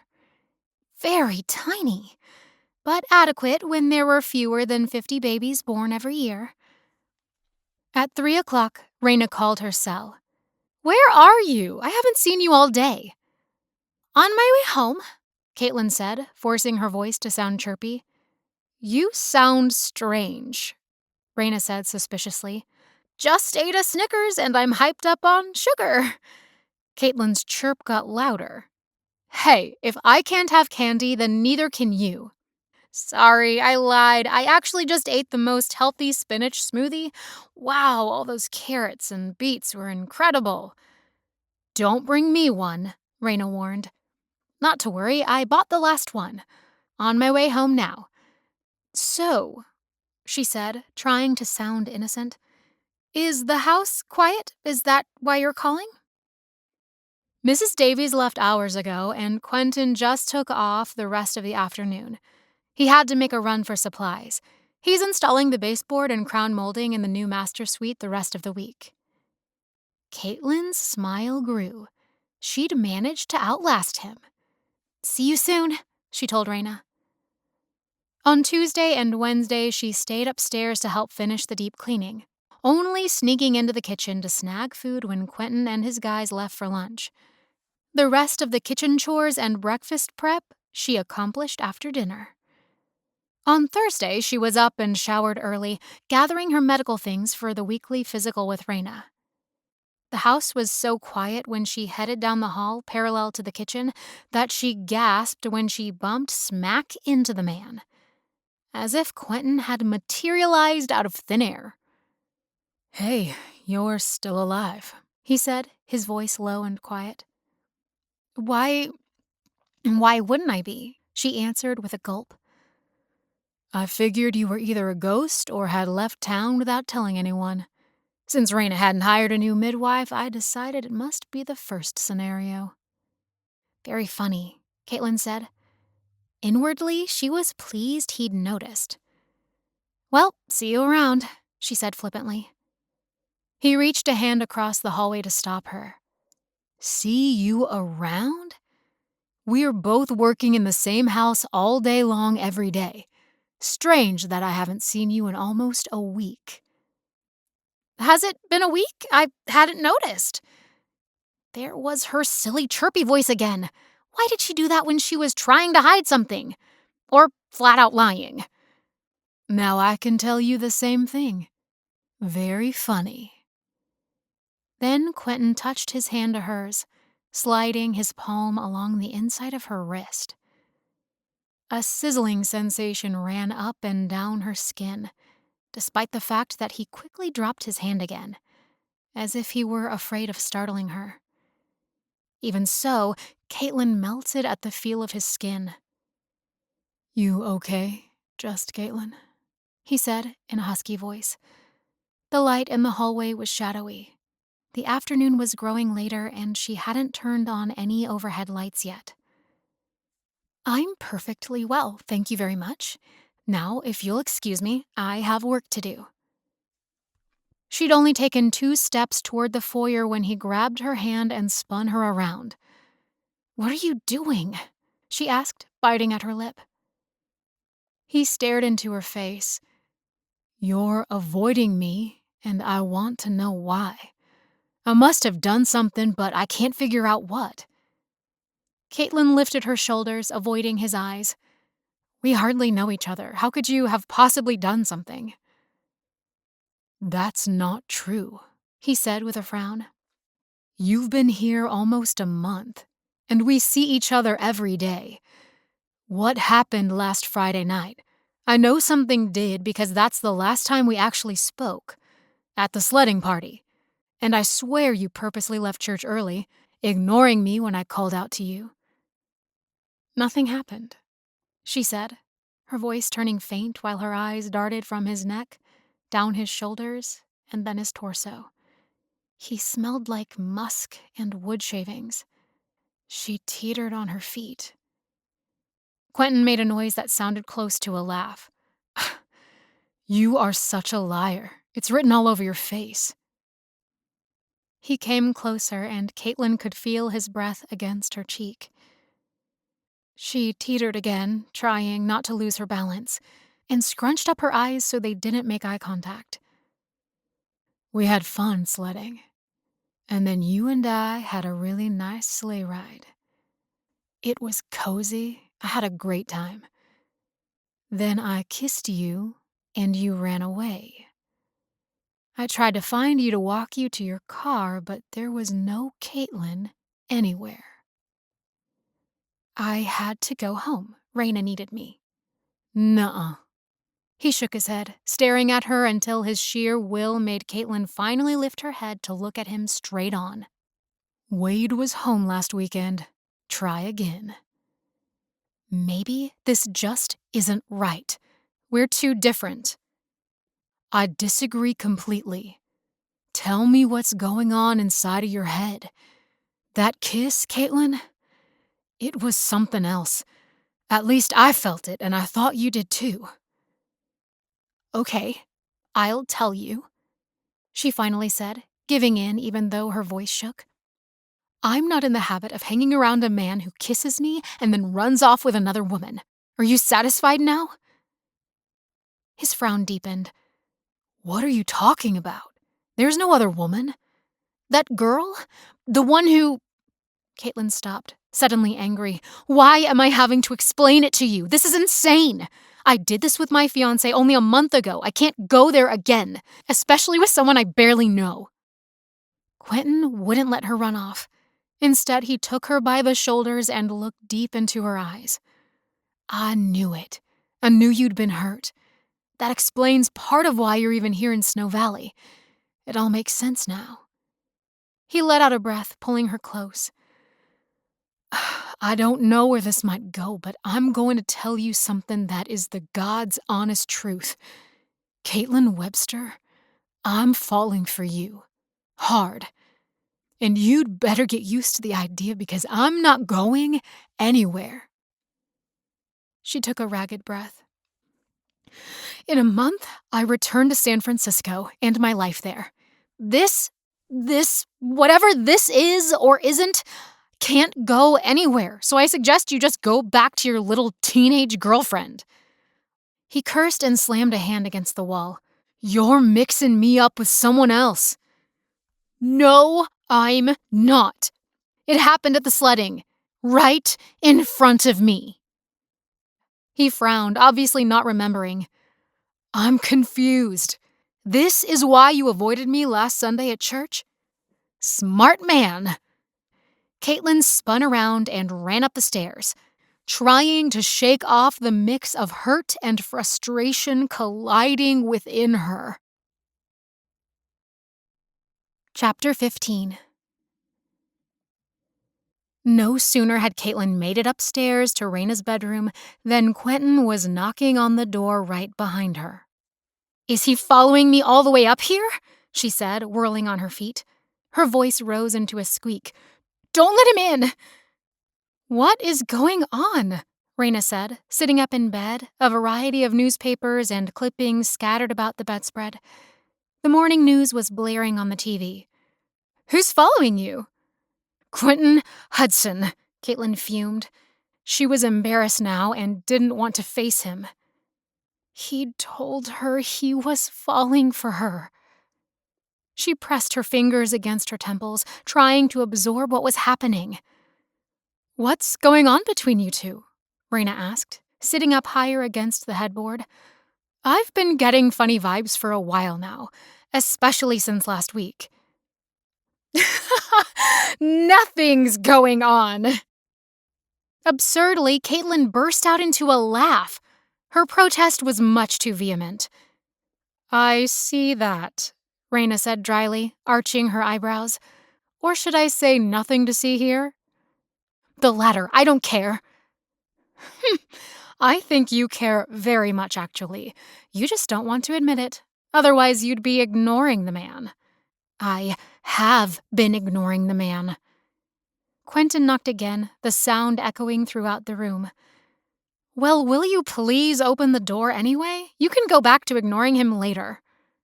Caitlin rolled her eyes and strode across the floor, flinging open the door. Sorry to bother you, Rayna, Quentin said, barely looking at Caitlin. But I'm leaving for the day, and I almost forgot to bring you these books. They've been in my truck all day. You brought me books? Rayna swung her legs around and rose. You are such a dear. I ran out of things to read a week ago. Quentin handed her a package, and 3 volumes of historical fiction slid out of the bag. How did you know I had a craving for Jane Austen and Charlotte Bronte? Quentin got a sheepish look on his face. I happened to see a list you wrote on the kitchen counter a few weeks ago. Since I like bookstores, I went into Billings last week and picked them up for you. You sweet man, Rayna said. Thank you. The library had these checked out, and I've always told Wade I wanted these books for my personal collection. You got hardcover editions, too. These were special order, weren't they? Wow, let me get my checkbook.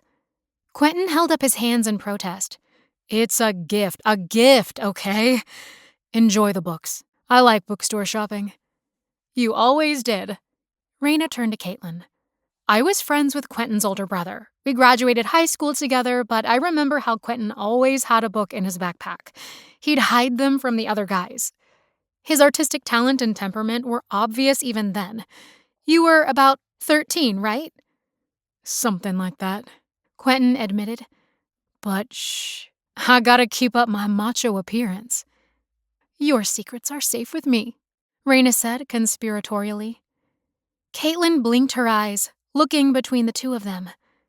Since when did cabinetry and crown molding qualify as art? And now the exasperating man loved to read too? Of course. It seemed like a joke God was playing on her. To have a man show up that was too perfect. All the things she'd missed in Stefan but had been too afraid to admit to herself. See you ladies later. Quentin tipped an imaginary hat and departed before either of them could say goodbye.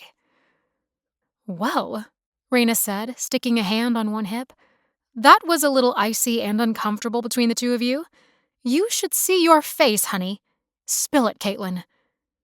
Let me see your books, she said instead, picking up the leather-bound volumes from the dresser and turning them over in her hands. They're gold-stamped, collector's editions. The Hudson brothers and I go way back. Quentin is so thoughtful. All during this bed rest, before you even got here, he'd bring me movies or ice cream when Wade was gone, or a whole bag of pistachio nuts when I had a craving. Caitlin set down the books, her face heating up. He sounds very thoughtful, she admitted in a low voice. Rayna stared at her. He's a really good guy. I couldn't help overhearing some of your conversation downstairs. When were you downstairs? I was on the stairs, coming down for one of my indulgent Cokes from the fridge. I hadn't been up for hours and I needed to stretch my legs. When I could tell your conversation was getting intense and personal, I returned to my room. Caitlin flexed her fists, spinning around to flop onto the edge of the bed. I can't do this with another guy. It's too soon. I can't go there again. Okay, so humor me. Describe the girl you saw him with. She was about 19, college age, long blonde hair, perky personality, cute matching jacket and gloves and scarf, all fuzzy pink. She tackled him and then they proceeded to get physical and play in the snow. Before I knew it, they'd run off to take his sled down one more time in the dark. When I stormed off, I was hoping they crashed and burned. Rayna suppressed a smile at the intense words. Caitlin's face flamed. Okay, now I sound like I'm 18 again. Her cousin shook her head, perching on the edge of the bed. You described someone in perfect detail. So you know her? Sure do. I used to babysit her. What? I'll bet $100 that was Quentin's baby sister. Are you serious? Deadly serious. He called her Serena. Yep, Serena Hudson. She attends the community college in the next town over. She was probably home for the weekend. So, he's not robbing the cradle? Rayna grinned. I'm the only one who does that. 5 years is hardly robbing the cradle. Quentin must be at least a dozen years older than Serena. Probably more like 13 or 14. She's the baby. There are 8 kids in Quentin's family, and Quentin is the second. His mother was suddenly widowed 3 years ago, and he and his brother John take care of her. They're good guys, Caitlin. Good guys. I don't know what to do. Caitlin twisted her fingers. I'm so embarrassed. Hey, you didn't know that was Serena? An easy mistake to make. Rayna laid a hand over hers. I can tell he's got the Caitlin itch bad, though. I could hear it in his voice downstairs. And yours too, but you were doing everything you could to hide it. We've only known each other about 5 weeks. Sometimes it doesn't take long to know. Did you know that our grandparents met during World War II and got married 3 weeks later? He was 18 and she was 16. They were married 65 years. I didn't know that. Maybe it runs in the family. Rayna poked her elbow into Caitlin's ribs and nearly knocked her off the bed. You're so bad. Hey, Caitlin, Rayna said softly. I'm so glad we've had this chance to get to know each other. You are a lifesaver, and now you're my current best friend. Do you think Quentin will forgive me? When he learns what happened, he'll feel stupid for not realizing. And from his perspective, he'll say there's nothing to forgive. He'll want you to forgive him. Chapter 16. Before she went to bed that night, Caitlin pulled out her fortune teller list from the drawer in her nightstand. She didn't dare tack it back up on the wall for Quentin to see. After all, there had been a day last week when the electrician was here, fixing the electrical wiring in her bedroom, and Quentin had been in and out while she made sure she stayed in town. The last prediction jumped out at her. Number 5. The man of your dreams will be strong and tough, but not what you expect. Not at all what I expect, she said aloud. But can Quentin Hudson really be the man of my dreams? I never would have dreamed him up. But then he's certainly not what I would have ever expected. So is this prediction actually coming true? After falling in love with a jazz and blues musician, Caitlin figured she'd go for a doctor next. They could work graveyard together. But she never would have guessed she'd feel this crazy flush around a construction guy, despite the beautiful painting that hung in her room. Maybe it was a fluke, a paint-by-number class he'd taken back in college. Of course, she didn't want to insult his intelligence either, because the man was obviously bright and witty, and seemed to have an uncanny connection with her thoughts and feelings. Maybe number 3 is coming true too. Number 3. From the cusp of death, a new day will dawn, and all your dreams will come true. I did have a near-death experience with his truck. Caitlin flopped back against her pillow. After their evasive conversation in the hall, it felt weird to talk to him. It was easier to avoid the whole thing and wait to meet someone when she returned to San Francisco. Snow Valley was much too complicated. And then 2 things happened which Madame Tallulah had not predicted. Was the woman hovering somewhere in the clouds around Snow Valley? First, Caitlin got a call from Dr. Cole Taggart, wondering if she'd ever consider relocating here. In a few months, he was going to be in need of another charge nurse. He was losing a woman whose husband was being transferred with his job to Arizona in the spring. I'm impressed with your schooling and resume, the doctor said. No pressure, but keep it in mind.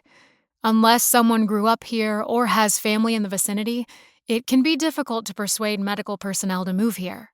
Sometimes we get traveling nurses, but they're only here for a few months at a time.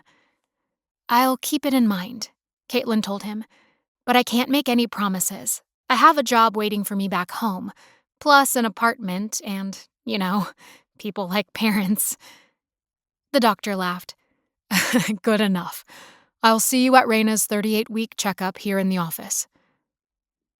But before the second catastrophic thing happened, Caitlin discovered a pint of her favorite ice cream in the freezer.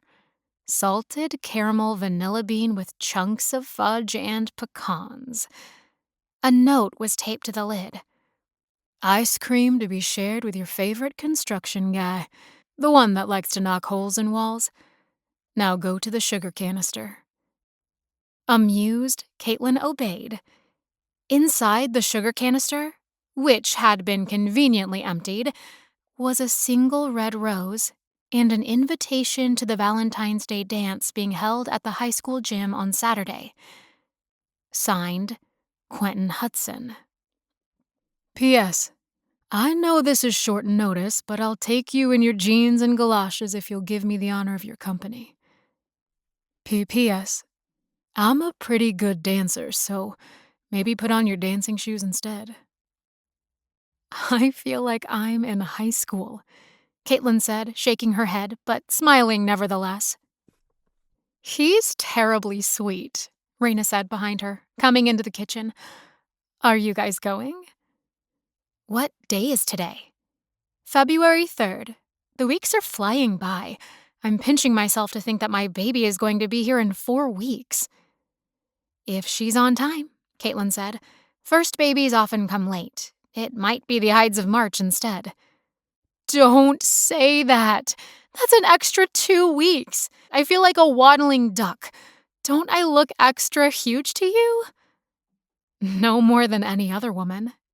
Caitlin stepped back to study her for a moment. Although it looks like the baby is dropping, let's do a quick exam after your bath later today, just to make sure if that's what I'm seeing and it's not an optical illusion from the clothes you're wearing. Rayna nodded. Gosh, I feel exhausted today. More than usual. The weatherman said there's a storm coming next week, too. Are we stocked up with food and supplies? Mrs. Davies already did a shopping excursion, but I'll get fresh stuff again on Monday. I think our current guests will mostly be gone by then. The next few days passed slowly. The rest of the guests checked out, and the rooms were cleaned again for any unexpected travelers. The pantry bulged with food in case the storm showed up, but at the moment the sun was peeking from behind a few light clouds. Caitlin tried on the dresses she'd brought with her, but she only had 2, so there wasn't much to choose from for a special dressy dance. Go shopping, for heaven's sake, Rayna urged her. If only I could go with you. I haven't had a contraction in 2 days. Pretty please? No, ma'am. Caitlin was firm. I'm sorry, she added more sympathetically. You must be going stir-crazy. To put it mildly, I want to go dancing with Wade and see the hall all fancied up with hearts and lights. Heck, I want to go anywhere at this point, even if I'm with a gymnasium full of teens. We get to see Doc Taggart in a few days, Caitlin reminded her. Maybe I'll steal a car. Have one of those chocolates Wade brought you. Rayna sighed. I'm almost finished with them. That's how bored I am. So that explains the weight gain, Caitlin teased. Temptation overcame me. Come tour the nursery with me before I head back upstairs like a good girl. Caitlin indulged her. The snow had turned slushy, and the days were gaining more sunshine than gray. Spring fever had Rayna in its grips. Quentin winked at her when she and Rayna showed up at the nursery door to see the progress. Caitlin blushed at the way he looked at her. Shyness had overtaken her after the uncomfortable confrontation, but she'd accepted his dance invitation. Only 2 days away now. Butterflies raced up her throat. She really did need to go see what the Rodeo Drive boutique had in town. Rayna had mentioned they were stocking designer-type clothing at affordable prices. The owner's tastes are girly. Lots of skirts and dresses. I'm sure you could find a party dress that's prettier than your serviceable skirt, or the basic black you wore to church. That sounds great, Caitlin said. But deep down, she was worried about going to the dance with Quentin. If they could hardly talk to each other, how could this man possibly be the one for her? When she expressed her concerns, Rayna said, I'm sure he thinks he needs to prove himself first, and he's scared of making the wrong move. Just go to the dance, have fun, and let the rest take care of itself. You'll know after that night together if you want to pursue any further dates.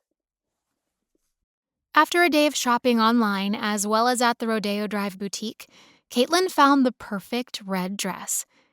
It had a fitted bodice, heart-shaped neckline, and a flare skirt for dancing. With her black pumps and a pair of sheer stockings, she wouldn't look like an RN any longer. She just hoped the school had good heating because she didn't want to cover up the pretty dress with a sweater. Rayna gave her wholehearted approval when Caitlin modeled the new dress. "You look stunning in that red with your dark hair and green eyes. Quentin's eyes are going to pop." All the way home, storm clouds had been gathering, as if they were following Caitlin to Snow Valley. The menacing clouds lowered over the entire town, and everyone hunkered down hoping it would blow over by the next day so the Valentine's festivities could take place on Saturday evening. Instead, the power went out Thursday night when the snow began to dump in a flurry. It was still off on Friday. Crews were out working the lines, but the roads were slow getting plowed with such deep snow and 6-foot-high drifts. School was canceled. Many homes had no power, and families hunkered down with their wood stoves and candles. Wade and Rayna had installed a generator to run the kitchen refrigerator and freezer in case they had guests, but the rest of the house was lit by kerosene lamps and a smattering of candles. "I think we're in for it, girls," Wade said when he called them on his walkie-talkie. Just then, a new voice crackled across the walkie-talkie. Lots of static, but the message was clear. 2 hikers were trapped in the mountains 30 miles away. "I'm out of here," he said. "The department is now in search and rescue mode." Rayna paced the floors, biting her lips while she watched her husband pack up clothing and equipment into his fire truck. "Please be careful." "I got the best vehicle in the state," Wade assured his wife. "We're outfitted for anything. I'm more worried about you." "Call me every few hours so I don't worry," she told him. "I will. Now kiss me," he teased.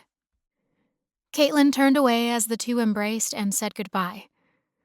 "Thanks for taking care of Rayna," Wade said, giving Caitlin a quick hug.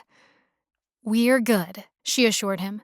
"We have food, water, lights. We'll sit in bed and play board games for the next 24 hours. Be safe out there." Captain Kinsella smiled and tugged at her hair, as if she were a teenager. The two of them watched as his yellow truck took off into the storm, a world of white swallowing him up in seconds. "Ready for some cider and banana bread?" Caitlin asked, heading downstairs. She peeked out the windows of the front door toward the porch. It was a winter wonderland, the trees heavy with snow. Shrubs had disappeared, appearing like giant mushrooms. 3-foot-long icicles hung from the roofline. It was impressive and beautiful. Thank goodness they didn't have to go anywhere. In the kitchen, Caitlin sliced the banana bread and warmed up the apple cider on a battery-operated hot plate. Putting everything on a tray, she stuck cinnamon sticks into each mug and went back through the halls to the staircase. Dusk had already come and gone. Shadows from the lamps flickered against the walls.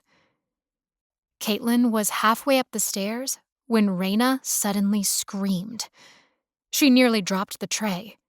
Hurriedly setting the tray of food onto the landing, she raced the rest of the way up. "What's wrong? Are you all right?"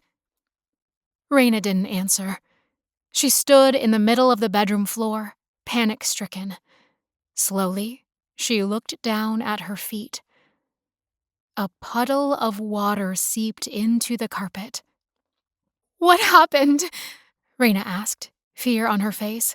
"What is that?" Caitlin blinked, her heart rising into her throat as she whispered, "Your water just broke." Chapter 17. Dread rose up in Caitlin's throat. The roads were closed. All public buildings were closed. Schools had been let out that morning when it had begun to snow so hard. The electric grid was out across the town. She couldn't see a single light in the distance when she looked out the windows. A world of black stared back at her. She had heard earlier by radio that the hospital was working with half staff and generators. I don't feel so good, Rayna whispered. Caitlin raced forward, catching her cousin by the arm to lead her to the bed before she fainted. Her face had gone pale, and her skin was hot. Hurriedly, Caitlin took her temperature and blood pressure. Both were elevated, higher than they should be. "Stay with me, Rayna," she ordered. "Don't you dare faint or pass out." I think I'm going to throw up," she whispered, and then immediately retched over the side of the bed.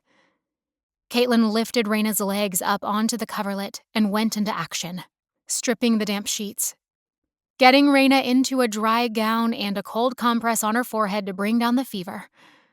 She took her blood pressure again. Not good. Rayna needed a hospital as soon as possible. Instead of fainting, Rayna was now shivering and curling up into a ball. "Contraction," she moaned. Caitlin pressed a hand to her belly, which was tightening as hard as a rock. She glanced at her watch and noted the time. "I'm calling an ambulance." Before she took her next breath, she had dialed 911. There was no answer, so she hit the off button and punched the numbers again. A busy signal now. The emergency number was probably overwhelmed with calls from the storm. Power outages, potential lightning strikes. "Contraction over," Rayna whispered. "Good girl," Caitlin said, nodding. The contraction had lasted about 30 seconds. Even if her water hadn't broken, this was real labor. This baby was coming, but the breaking water just made labor come faster. She took some deep breaths, forcing herself to remain calm. This was what she was trained for. Unexpected onset of labor, 3 to 4 weeks early.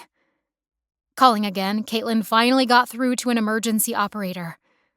"I need an ambulance at Starry Skies Bed and Breakfast." "What's the emergency?" the woman said. "Rayna Kinsella has gone into labor." "How many weeks is she?" 36, but she's got high blood pressure." "Contractions?" the operator asked. From the bed, Rayna nodded frantically, overhearing the conversation while she tried to breathe through the next one. When Caitlin looked at her watch, she saw that they were already 4 minutes apart. Not good. The baby was coming fast. She wanted to yell a curse word, but bit her tongue instead. 4 minutes apart and her water broke. Caitlin barked into the phone. "How soon can you be here?" "All our ambulances are out. There are trees down and injuries." "Will you please dispatch a message to come and get us? Mrs. Kinsella can't deliver out here at the house. She's high risk." "Your name, please?" the dispatcher asked. "Caitlin Webster. I'm her cousin and midwife. I'll try to get in touch with the ambulance, but you may have to ride this one out. If you're a midwife, she'll be in good hands." "Aren't there any other ambulances?" "We only have 2. The other ambulance is out at Westwood Ranch. A child was hurt out there, and he's being brought in now." "Please, if there's anyone that can help, we could really use it," she urged, trying not to panic. Caitlin gave her their number and clicked off. "Right now, I'd take the Ides of March any day of the week," she muttered. "Another contraction," Rayna moaned between gritted teeth. 2.5 minutes! "Slow down," she wanted to scream. "Breathe, honey. Keep breathing, slow and steady," Caitlin said, keeping her voice calm. "Find your focal point, or focus on my face. I'm going to get you through this." Think, she ordered herself. Rayna had potential preeclampsia. She had the symptoms with her high blood pressure and fever. Even the swelling in her hands and feet had become worse over the last few hours. Hopefully, with cold compresses, Caitlin could avoid Rayna going full-blown and suffering a seizure. She had no oxygen for her or a respiratory therapist. The best thing was to get this baby delivered as fast as possible, but seizures and blood pressure could occur even after delivery. She needed a hospital and Dr. Taggart. Now, before it was too late. "I'm calling Wade," she said, to alleviate Rayna's fears. But after 3 attempts, there was no answer. He was either at the rescue site in a harness halfway down a cliff, or his phone was down due to lack of cell towers. Probably both. Dare I try to take you myself? She wondered aloud. Rayna rolled onto her left side, stress and fatigue lining her face. She was getting tired and she needed her strength to get through the contractions and pushing the baby out. Caitlin closed her eyes for a moment. They should have put her in the hospital days ago when they heard the storm was coming. When Rayna was having more and more symptoms of fatigue, she should have been thinking ahead. It would be tough to get them both in enough clothes to survive the cold, and blankets for Rayna. Despite snow tires on her little Altima, Caitlin had never driven while it was snowing. The white stuff was piling up crazy fast. What if she skidded off the road? Or the car died on her? Nobody else was out on the roads tonight, so leaving the house was incredibly risky. Most of all, what if the baby came while they were still en route? She'd need blankets for the baby, too. A heating pad she could plug into the car. Caitlin began going over everything in her mind that she'd need. Her medical bag, water, food. Good grief, it could take her 30 minutes just to gather everything and load it, get Rayna dressed and in the car, let alone drive to the hospital at 10 miles an hour. The hospital was nearly 10 miles away. Another hour of time. Rayna didn't have that much time, and the scenario of driving was not comforting when she needed to stay at Rayna's side, not drive through ice and snow. Peeking through the window, Caitlin watched the snow silently fall, eerie and unsettling. With a sick feeling in her gut, she realized that it was too late to make it out of the driveway. In the dusky light, she could see that 3 feet of snow was stacked behind her car's bumper. It would take time to shovel it away. Dear Lord in heaven, please help us, she prayed. Call Quentin, Rayna whispered from the bed, her forehead beaded in sweat. Of course, yes! Why didn't I think of that? Caitlin dove for her phone just as a horrible roaring sound came from outside. Is that just wind or a tree going down? Please, God, no, she said out loud, hoping one of the big oaks didn't uproot and topple onto the roof. Racing back to the window, she yanked aside the curtains to see what was happening. Headlights were lighting up the narrow lane to the house. A car. No, a truck. A red monster truck. Caitlin wanted to cry in relief. The diesel truck pulled in, skidding to a stop and spraying snow over the entire front porch. Instantly, the driver's side door was opened and Quentin jumped out and raced up the porch steps. Without knocking, he burst through the doors just as Caitlin was flying down the staircase. She flung herself into his arms, and he held her tight against the bulk of his chest.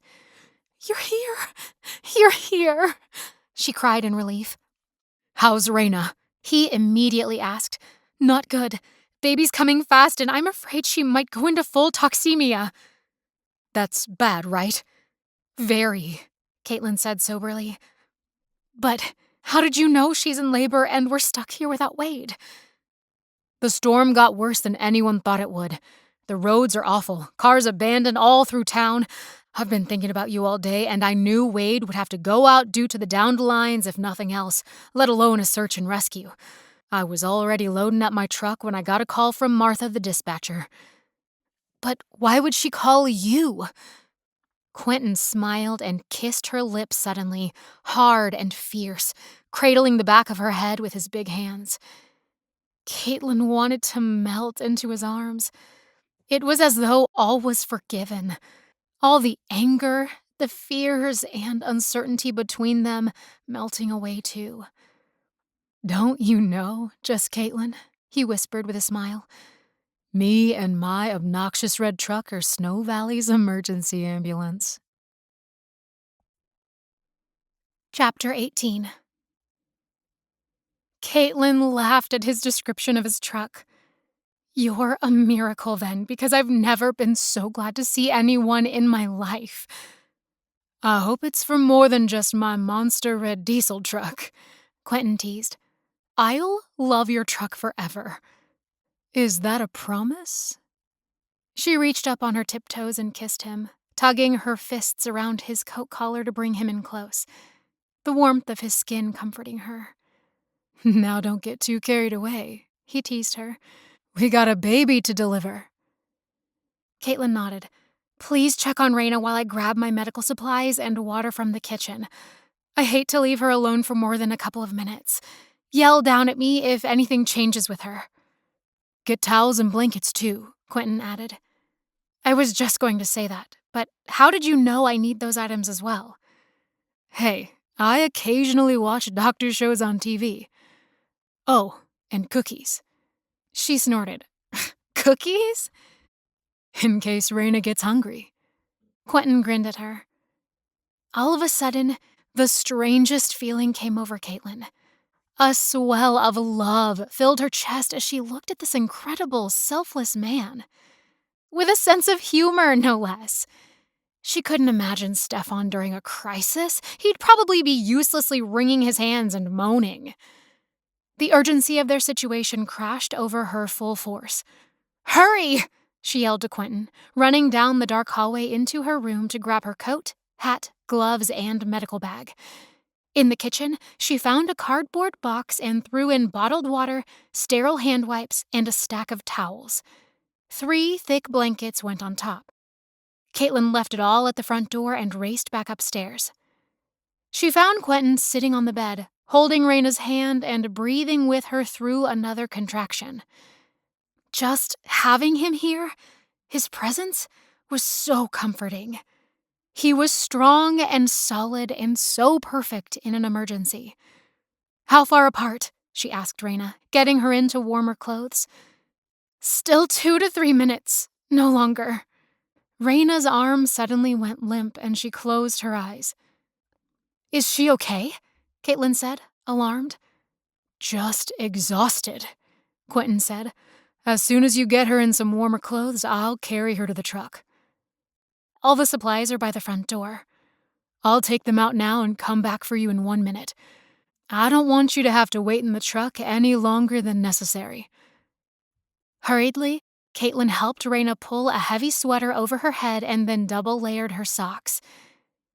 Even though it's cold outside, we'll forego long johns so we have easier access to the baby. Rayna gave her a weak smile. I caught what you just did there. The realities of delivery, right? What would I do without you, Caitlin? She whispered. Before she knew it, Quentin was bounding back up the stairs.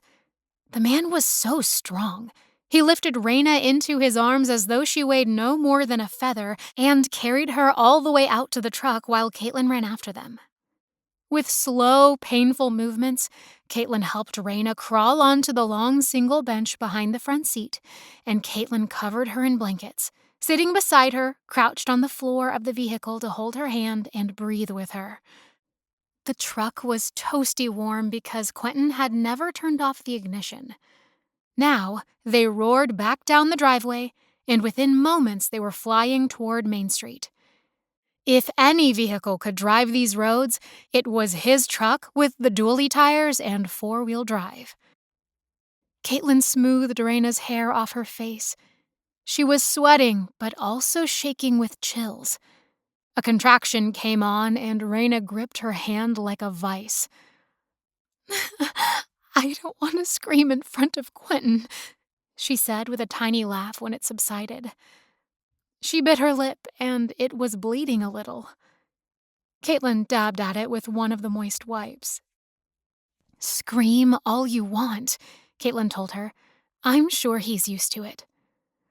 I have 6 younger sisters, Quentin said, overhearing their conversation despite the heat blasting on high and the noisy diesel engine. It'll just feel like home to me. That brought a weak smile from Rayna, who began to take deep breaths again in a fresh contraction. She held her belly with both hands and let out a loud groan, gritting her teeth not to scream in the presence of Quentin. While she panted, Caitlin checked her watch. 1.5 minutes apart. They'd left the house just in time. Main Street soon got slippery. Black ice under the fresh snow, Quentin said. But the hospital is up ahead in about a mile. I gotta push, Rayna suddenly said. I can feel the baby. It's right there. Okay, honey. Caitlin did several things at once. Checked her temperature with her wrist, did a quick blood pressure check, which was rising a little, and then laid her head on Rayna's abdomen. The baby was moving down the birth canal, but Caitlin could feel small movements from the baby, which reassured her that the baby wasn't in too much distress. At least not yet. Uh-oh, Quentin muttered. Caitlin glanced up. There were 2 pickup trucks sideways in the middle of the road, one with a trailer filled with hay. A man wearing a heavy coat, boots, and hat waved his arms, and Quentin eased on the brakes to prevent his truck from sliding, cranking his wheel to the right to avoid the other vehicles. He rolled down his window and icy air rolled in. Caitlin shivered, shocked by the depth of the cold, making sure the blanket around Rayna was tight around her neck and arms to keep her from shaking, despite the fact that she was already trembling with pain and the pressure of the baby so close to birth. Everybody okay here? Quentin yelled out the window. Yeah, one of the men shouted back. Nobody's hurt. Gonna push the cars off to the side and call a tow truck in the morning. Need a ride? Wife's coming soon. We'll huddle under the eaves of Big C's and wish he was open and serving. Quentin yelled to the men, revving the gas pedal with a brief wave of his hand. Hospital! We're having a baby! A whoop and a holler came from behind them as Quentin shifted gears and roared forward. The lights of the hospital soon came into view, and Caitlin breathed a huge sigh of relief. The baby's coming, Rayna said, agony in her voice. I have to push. Keep panting through the last of the transition, Caitlin ordered, squeezing her hand. Shallow breaths. No pushing. We're almost there. We want the doctor before this little girl pops out. We're having a girl? Quentin called from the front seat, swerving around another abandoned car. Miraculously, his truck hardly strayed from the road. A second later, there was a big dip and a bounce as the truck went into the hospital driveway. Rayna screamed in panic, writhing from side to side on the truck seat.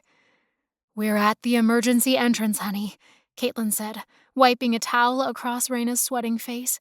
We're here. Quentin pulled up at the glass doors. Lights blazed in the deep darkness surrounding them. Thank the Lord for generators, he said, jumping out to open the back door. I'll grab a wheelchair, Caitlin said, running for the automatic doors. One was just inside, and a nurse jumped up from the desk further down the hall when she spotted them. Emergency delivery, Caitlin called out, pushing the wheelchair through the double sliding doors and out onto the sidewalk. Thankfully, there was an overhang, so the walkway next to the doors was dry, despite snow piling up on either side. The nurse nodded and ran back to her station to telephone for more help. At the curb, Caitlin put the brake on the wheelchair to hold it steady while Quentin lifted Rayna out of the truck, her eyes rolling in the back of her head, almost crazed. I can't stop it, she blurted out, staring at Caitlin with sheer panic in her face. With a single loud scream, Rayna bent over and groaned so loud the entire overhanging structure echoed with the sound. She tried to take tiny steps forward to the doors, but was clutching her belly so hard she couldn't move very fast. We have a wheelchair, Caitlin said, rushing forward so fast she fell, sliding to the ground at Rayna's feet as if she was going into first base. Rayna tugged at her loose skirt while Caitlin yelped, The baby's crowned! Another deep groan from Rayna, and the next instant, the baby slipped out right into Caitlin's arms. Blankets! She yelled. Blood and amniotic fluid rushed out onto the ground. Quentin shoved a blanket toward Caitlin, who quickly wrapped the baby into it, just as Rayna fainted, falling limply into Quentin's arms. Chapter 19. While the nurses got Rayna settled into a room on the maternity ward, Quentin held Caitlin's hand tightly in both of his as they sat in the empty waiting room. Dr. Taggart had already been in to see Rayna and ordered an IV and blood tests. Thankfully, her blood pressure had come down once the baby was born.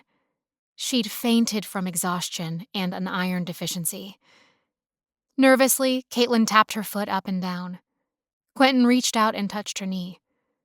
You okay? He asked softly. I guess it's an adrenaline letdown. I'm excited and overtired both. What time is it? After midnight? Don't ask specifics. It's not good for your health. Caitlin smiled at that.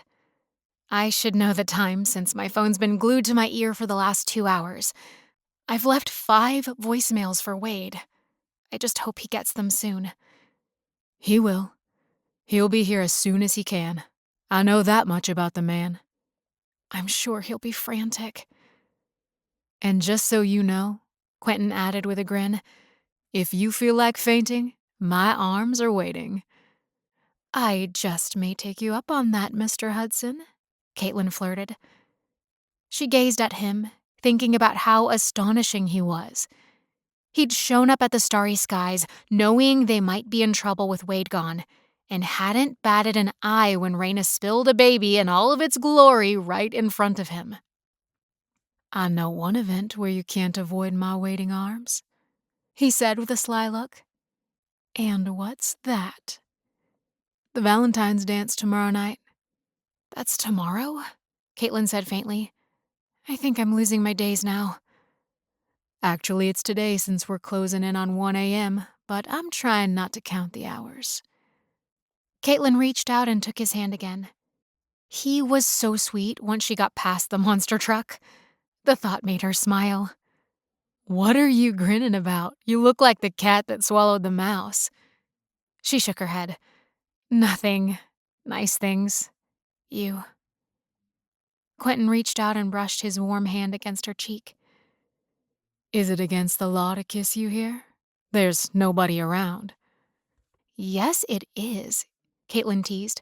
I'll bet there are security cameras. Well, shucks. I'm going to make you wait and take me on a proper date. We haven't had one of those yet? The last 24 hours feels like a week. A nurse passed through the waiting room and lifted a hand to signal them. Mrs. Kinsella is resting well. In a few minutes, I'll let you tiptoe in to see her, and you can also come by the nursery and see the baby. Oh, thank you. How's the baby? I was terrified he was going to freeze outside on the sidewalk. He's perfectly healthy and scored well both times on the APGAR. A solid 7 pounds, 8 ounces, and 20 inches long, despite being more than 3 weeks early. Relief and happiness filled her. He let out a pretty good yell when I rushed him in through the doors, but I'm pretty sure he just wanted his mama. Has Rayna had a chance to see him yet? Quentin asked. She was awake for a little while and was able to hold him. Then she fell asleep. It's been quite an ordeal, so we're taking care of her son tonight. Or at least until Daddy shows up. He'll be here, Caitlin said. He's out helping people in the storm. That's what I understand. Give us about 20 more minutes and then come on back. Farthest hallway, turn right, and keep going until you see the signs for maternity. A bit later, Caitlin and Quentin rose to go down the hall, but as soon as they stepped out of the waiting room, Wade came rushing through the double glass doors. A burst of freezing air came in with him. Wade, you made it! Caitlin cried with relief. He was still wearing his fireman uniform, helmet in hand, muddy boots tramping footprints on the clean tile floors. Is Rayna okay? She's okay, right? Wade said, bursting with questions. Please tell me she's okay. His hair was a mess, his face ragged with lack of sleep. The baby is 3 weeks early. What happened? I got so worried after all your phone calls lit up my cell when I got back in range of a tower. I couldn't drive fast enough, but it still took me 3 hours. You should have called me, Caitlin said. "I could have saved you all that worry." "Roads beyond town are horrible," Wade said solemnly. "What a mess. One of the biggest snowstorms we've had in years. I had to focus on my truck making it through the mountain pass."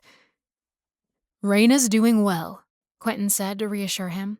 "The baby coming was a big surprise, but Caitlin was amazing, and we got her to the hospital."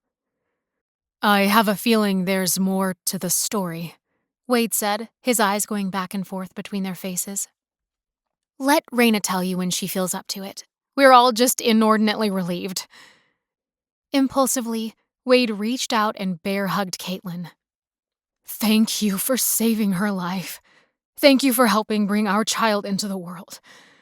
By the way, is it a boy or a girl?" "Congratulations, Wade," Caitlin told him, trying not to cry now that he was here and it was all over. "Go see your wife, and she'll show the baby to you herself." 2 minutes later, the three of them stood before the nursery windows. The lights were dusky, the babies fast asleep so they didn't walk in and disturb them. The same nurse that had come to the waiting room earlier pointed to a bassinet with the name Wade Jr. written across the placard. "He's beautiful," she mouthed, waving them into the room. The nurse placed the sleeping baby, tucked into blankets like a burrito, into Wade's arms. His head bowed as he stared down at his newborn son. "All right, guys, I'm having a hard time taking this in. It's real. I'm a father." Quentin clapped him on the shoulder while Caitlin said, "You're going to be a great father. Do you have a name picked out?" "We've been debating names for a long time, but I figured we had a few more weeks." "That boy is certainly not a preemie," Caitlin said with a grin. They each took turns holding him for a few moments, careful not to wake him. His skin was smooth and pink, tufts of dark hair tucked under the knitted little hat snug around his head. Quentin finally said, "So you'd better get on the stick and go see your wife." Wade gave him a wry salute and rushed down the hall. Following a bit more slowly, Caitlin peeked into Rayna's room for a moment. She had to be sure that Rayna was doing well. The new mother was lying under the white sheets, cleaned up, her eyes closed in exhaustion. Glancing at the monitors, Caitlin saw that Rayna's vitals were normal and she wasn't on oxygen. Wade had taken off his heavy yellow fireman coat and flung it over a chair. Perching on the edge of the bed, he held Rayna's hands in his. Her eyelids fluttered open, and then she let out a weak cry when she saw him there. Wade scooped her close to his chest, kissing her hair, and then burying his face into her neck as he rocked her. Crisis averted. It was a miracle. Now, Caitlin just wanted to go back to the B&B and to bed. Chapter 20. Which she did. After Quentin drove her home and made sure she was locked up tight. Thankfully, he'd remembered to douse the candles and lamps they'd used when the power went out, to minimize the fire risk before they'd left for the hospital. He gave Caitlin a hug and told her he'd pick her up the next day for dinner at 6 o'clock.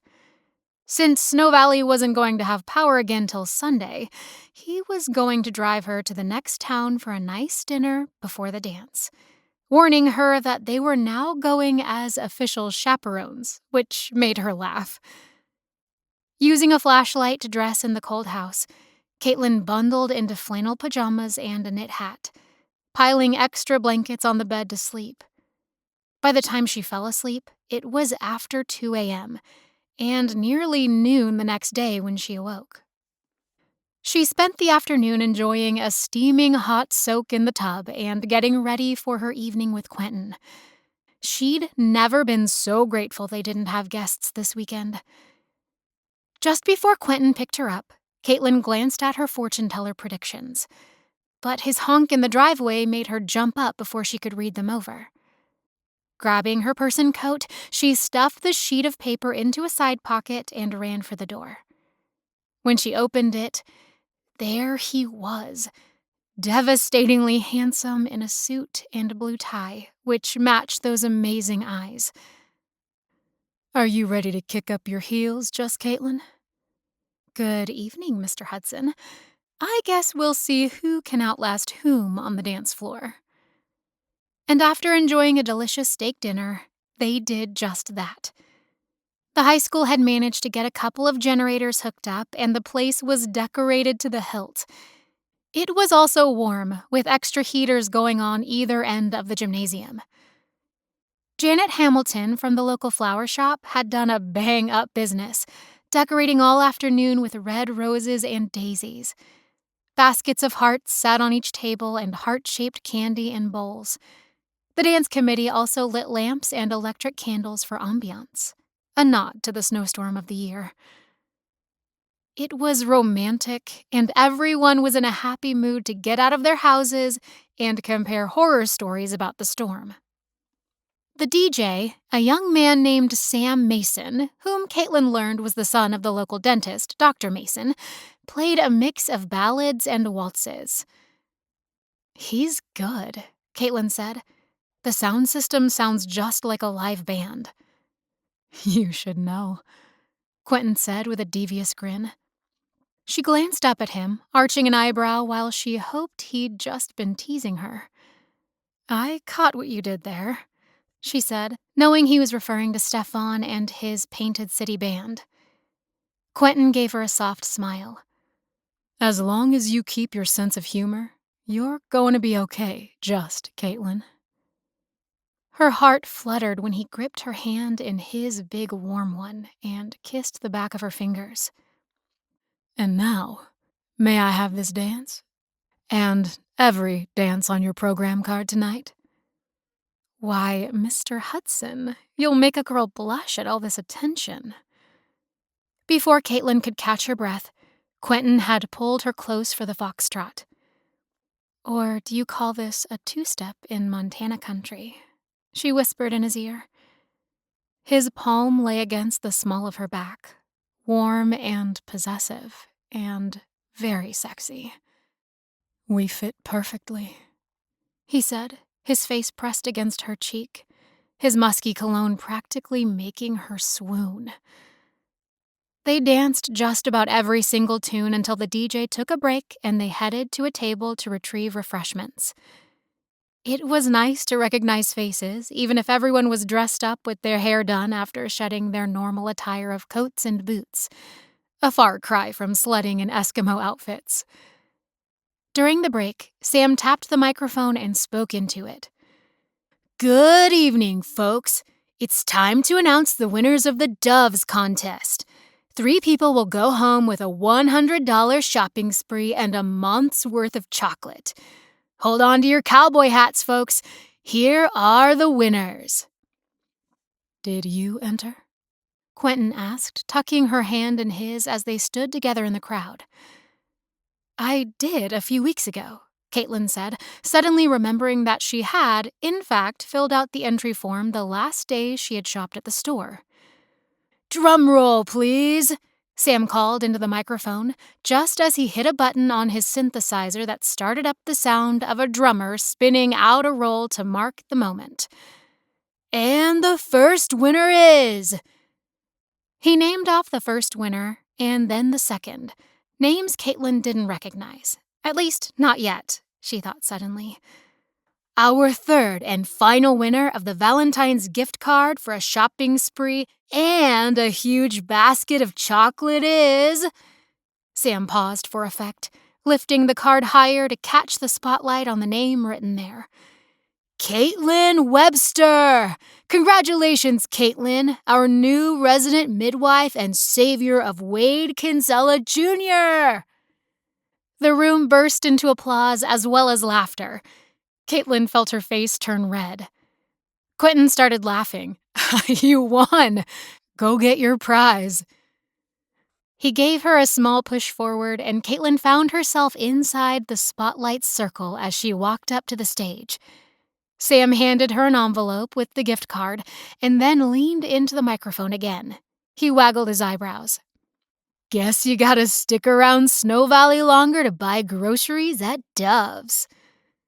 She gave him a smile, thanked him, and then suddenly began to laugh when the clerk from Dove's brought forth a huge basket of candy bars.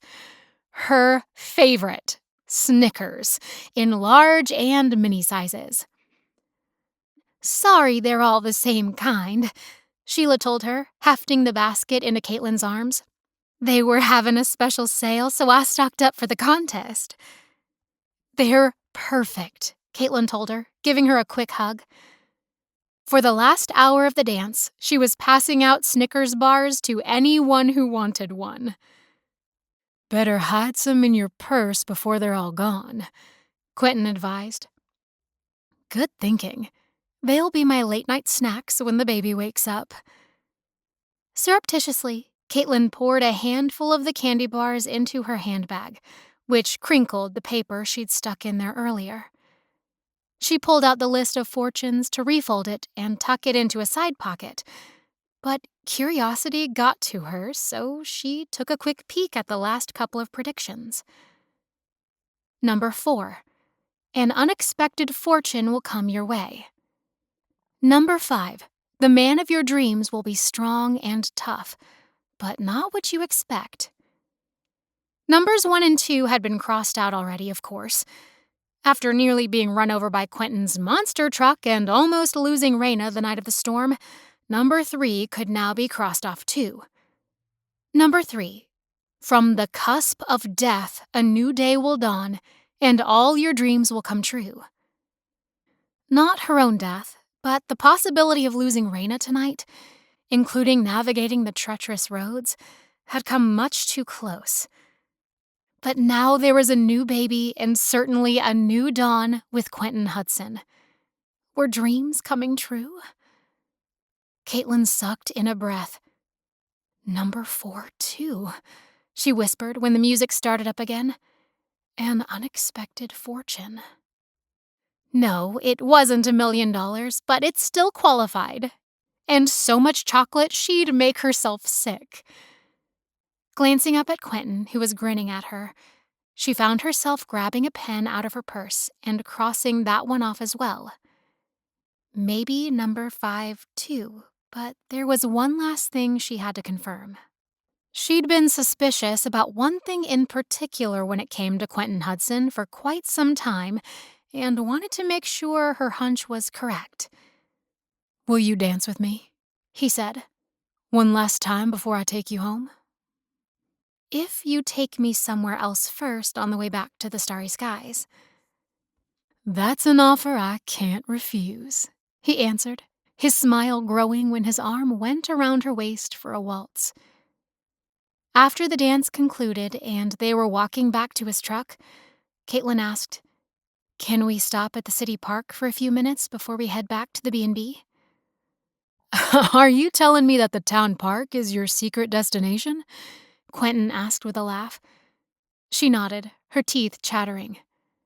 Quentin cranked up the heat as he headed down Main toward the park, then helped her out of the vehicle.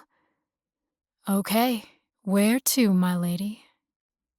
"Over there," Caitlin said, taking his hand and picking up speed to run in the boots she'd changed into after the dance, toward the sculpture standing on a circle of brick and stone off the pathway. "Why do you want to look at this?" he asked. His striking sapphire eyes were curious when Caitlin bent to examine the sculpture of the sinuous tree, formed to appear as though the oak was waving in an unseen breeze. Artistically sculpted metal leaves fluttered ever so slightly on the tree's branches. "I think I know who created this beautiful piece of art," Caitlin said, flashing him a smile. He caught her eyes in the shadows of the streetlights. "You do, huh?" She got down on her hands and knees and ran her fingers along the bottom of the carved trunk. After a moment, when she couldn't spot what she was hoping to find, Quentin knelt beside her, sweeping away several inches of snow from the bottom of the sculpture.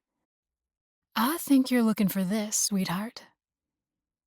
He took her hand and brushed it along the tree trunk about 4 inches from where the sculpture had been anchored to its platform. The letters QMH were stenciled into the wood. Q and M and H, Caitlin breathed. Quentin Mark Hudson. I was right. You're a clever girl, just Caitlin. She gazed at him, her lips curving into a smile. I saw this sculpture when I first drove into town and thought it was stunning and so magical. Over the past 24 hours, I finally figured out that you're the artist who created this masterpiece. Quentin Hudson embodied everything she'd been looking for in a man. Artistic, a soft heart, a great provider, and someone who was steady and calm. The kind of man who came through in any emergency. The kind of man she'd always hoped for, but in a time and place she could have never predicted. Caitlin rose to her feet and took out her list, crossing off number 5 with her pen. Madame Tallulah had turned out to be surprisingly remarkable. Quickly, she pulled out her phone and sent a text to her friend Delilah back home in San Francisco. You'll never believe this, but Madame Tallulah nailed it. Who are you texting? Quentin asked. Just my friend, Lila. Is she anything like just Caitlin? He teased. She shook her head. Not a thing. She would drive you up a wall. Quentin laughed and pulled her close, nuzzling her ear. Caitlin slid her arms around his neck while his hands circled her waist. When he bent to kiss her, Caitlin's stomach jumped in a way she'd never felt before. The cold disappeared, and with it, the park and the town melted into the night. Quentin Hudson was the only thing in her world right now under a canopy of magical stars. With his lips soft on hers, Quentin murmured, You know that there's one more thing I want you to show me, just Caitlin. She looked up into his face. And what's that, Mr. Hudson? I want to see that fortune teller list. Have you been sneaking peeks at my list? She laughed, not wanting to stop kissing him. His lips were so warm, so perfect. She didn't care how cold it was and how much ice and snow she had to slush through to get closer to him. Maybe I have been sneaking peeks when you were off gallivanting around town and avoiding me. Caitlin gasped and pulled away to give him a glare. You, I can't believe it! He shushed her and kissed her again, softly and tenderly, but with a desire that made her soul swoon. I just want you to add one more item to that list of Madame Tallulah's predictions, Quentin said, holding her close. One that says you'll never leave Snow Valley. Epilogue. Fisherman's Wharf, San Francisco. 3 months later, on their honeymoon. Here it is, Caitlin said gaily when they rounded the corner towards Ripley's Believe It or Not museum. Middle Eastern music wafted through the air from the fortune teller's tent canopy, along with the spicy aroma of incense. Madame Tallulah ushered them inside, her eyebrows shooting up when she recognized Caitlin from so many months ago. You're the midwife. I remember you and your friend. What was her name? Lila. The older woman blinked. Ah, yes, the know-it-all friend. So, did you come to get a new fortune, Miss Caitlin? Did you not like the one I already gave you? The southern accent was gone, replaced by a stilted Middle Eastern one. Caitlin had to stop herself from chuckling. No, you pretty much nailed it, much to my surprise, she added slyly. The woman smiled, tossing her head. So, in the end, you are glad you came to visit me and drink my orange blossom tea. She turned to Quentin. This woman has unusual hands, such peculiar lifelines. We can agree on that one, he chuckled. There's just one thing I'm still puzzled by, Caitlin said. What was the curse you told me that I had to break? It never made it on the list of predictions in the notebook Lila was writing, but I remember you saying it. Madame Tallulah let out a trill of amusement, handing them daily china cups of orange blossom tea. You already know what it was. You knew the curse the first time you walked into my tent. You just didn't recognize it at the time. Don't you agree, Mr. Quentin? Slightly confused by her cryptic words, Caitlin gazed up at Quentin. Once again, this man surprised her by sitting in an exotic booth talking to a fortune teller of all people. So far from Snow Valley and everything he loved. But he didn't look particularly out of place, actually. He was here because he loved adventure. He loved her, and Caitlin knew Quentin would do anything for her. The diamond on her finger told her that, and so much more. All of a sudden, a light came on in Caitlin's head. You're right, she whispered. I thought I was cursed because of Stefan's betrayal, but the curse is now broken because I've finally been able to trust again enough to fall in love with the right man. Bingo, my dear girl, Madame Tallulah said gently. I don't think you need any more predictions or prophecies or your fortune told because I think you are going to be just fine, Miss Caitlin. But the next time you're in San Francisco, I'm sorry to say that I won't be here. What? Why? Caitlin blinked in surprise. Where are you going? To my sister's house in Milwaukee. It was an answer she'd never expected. Milwaukee? She echoed.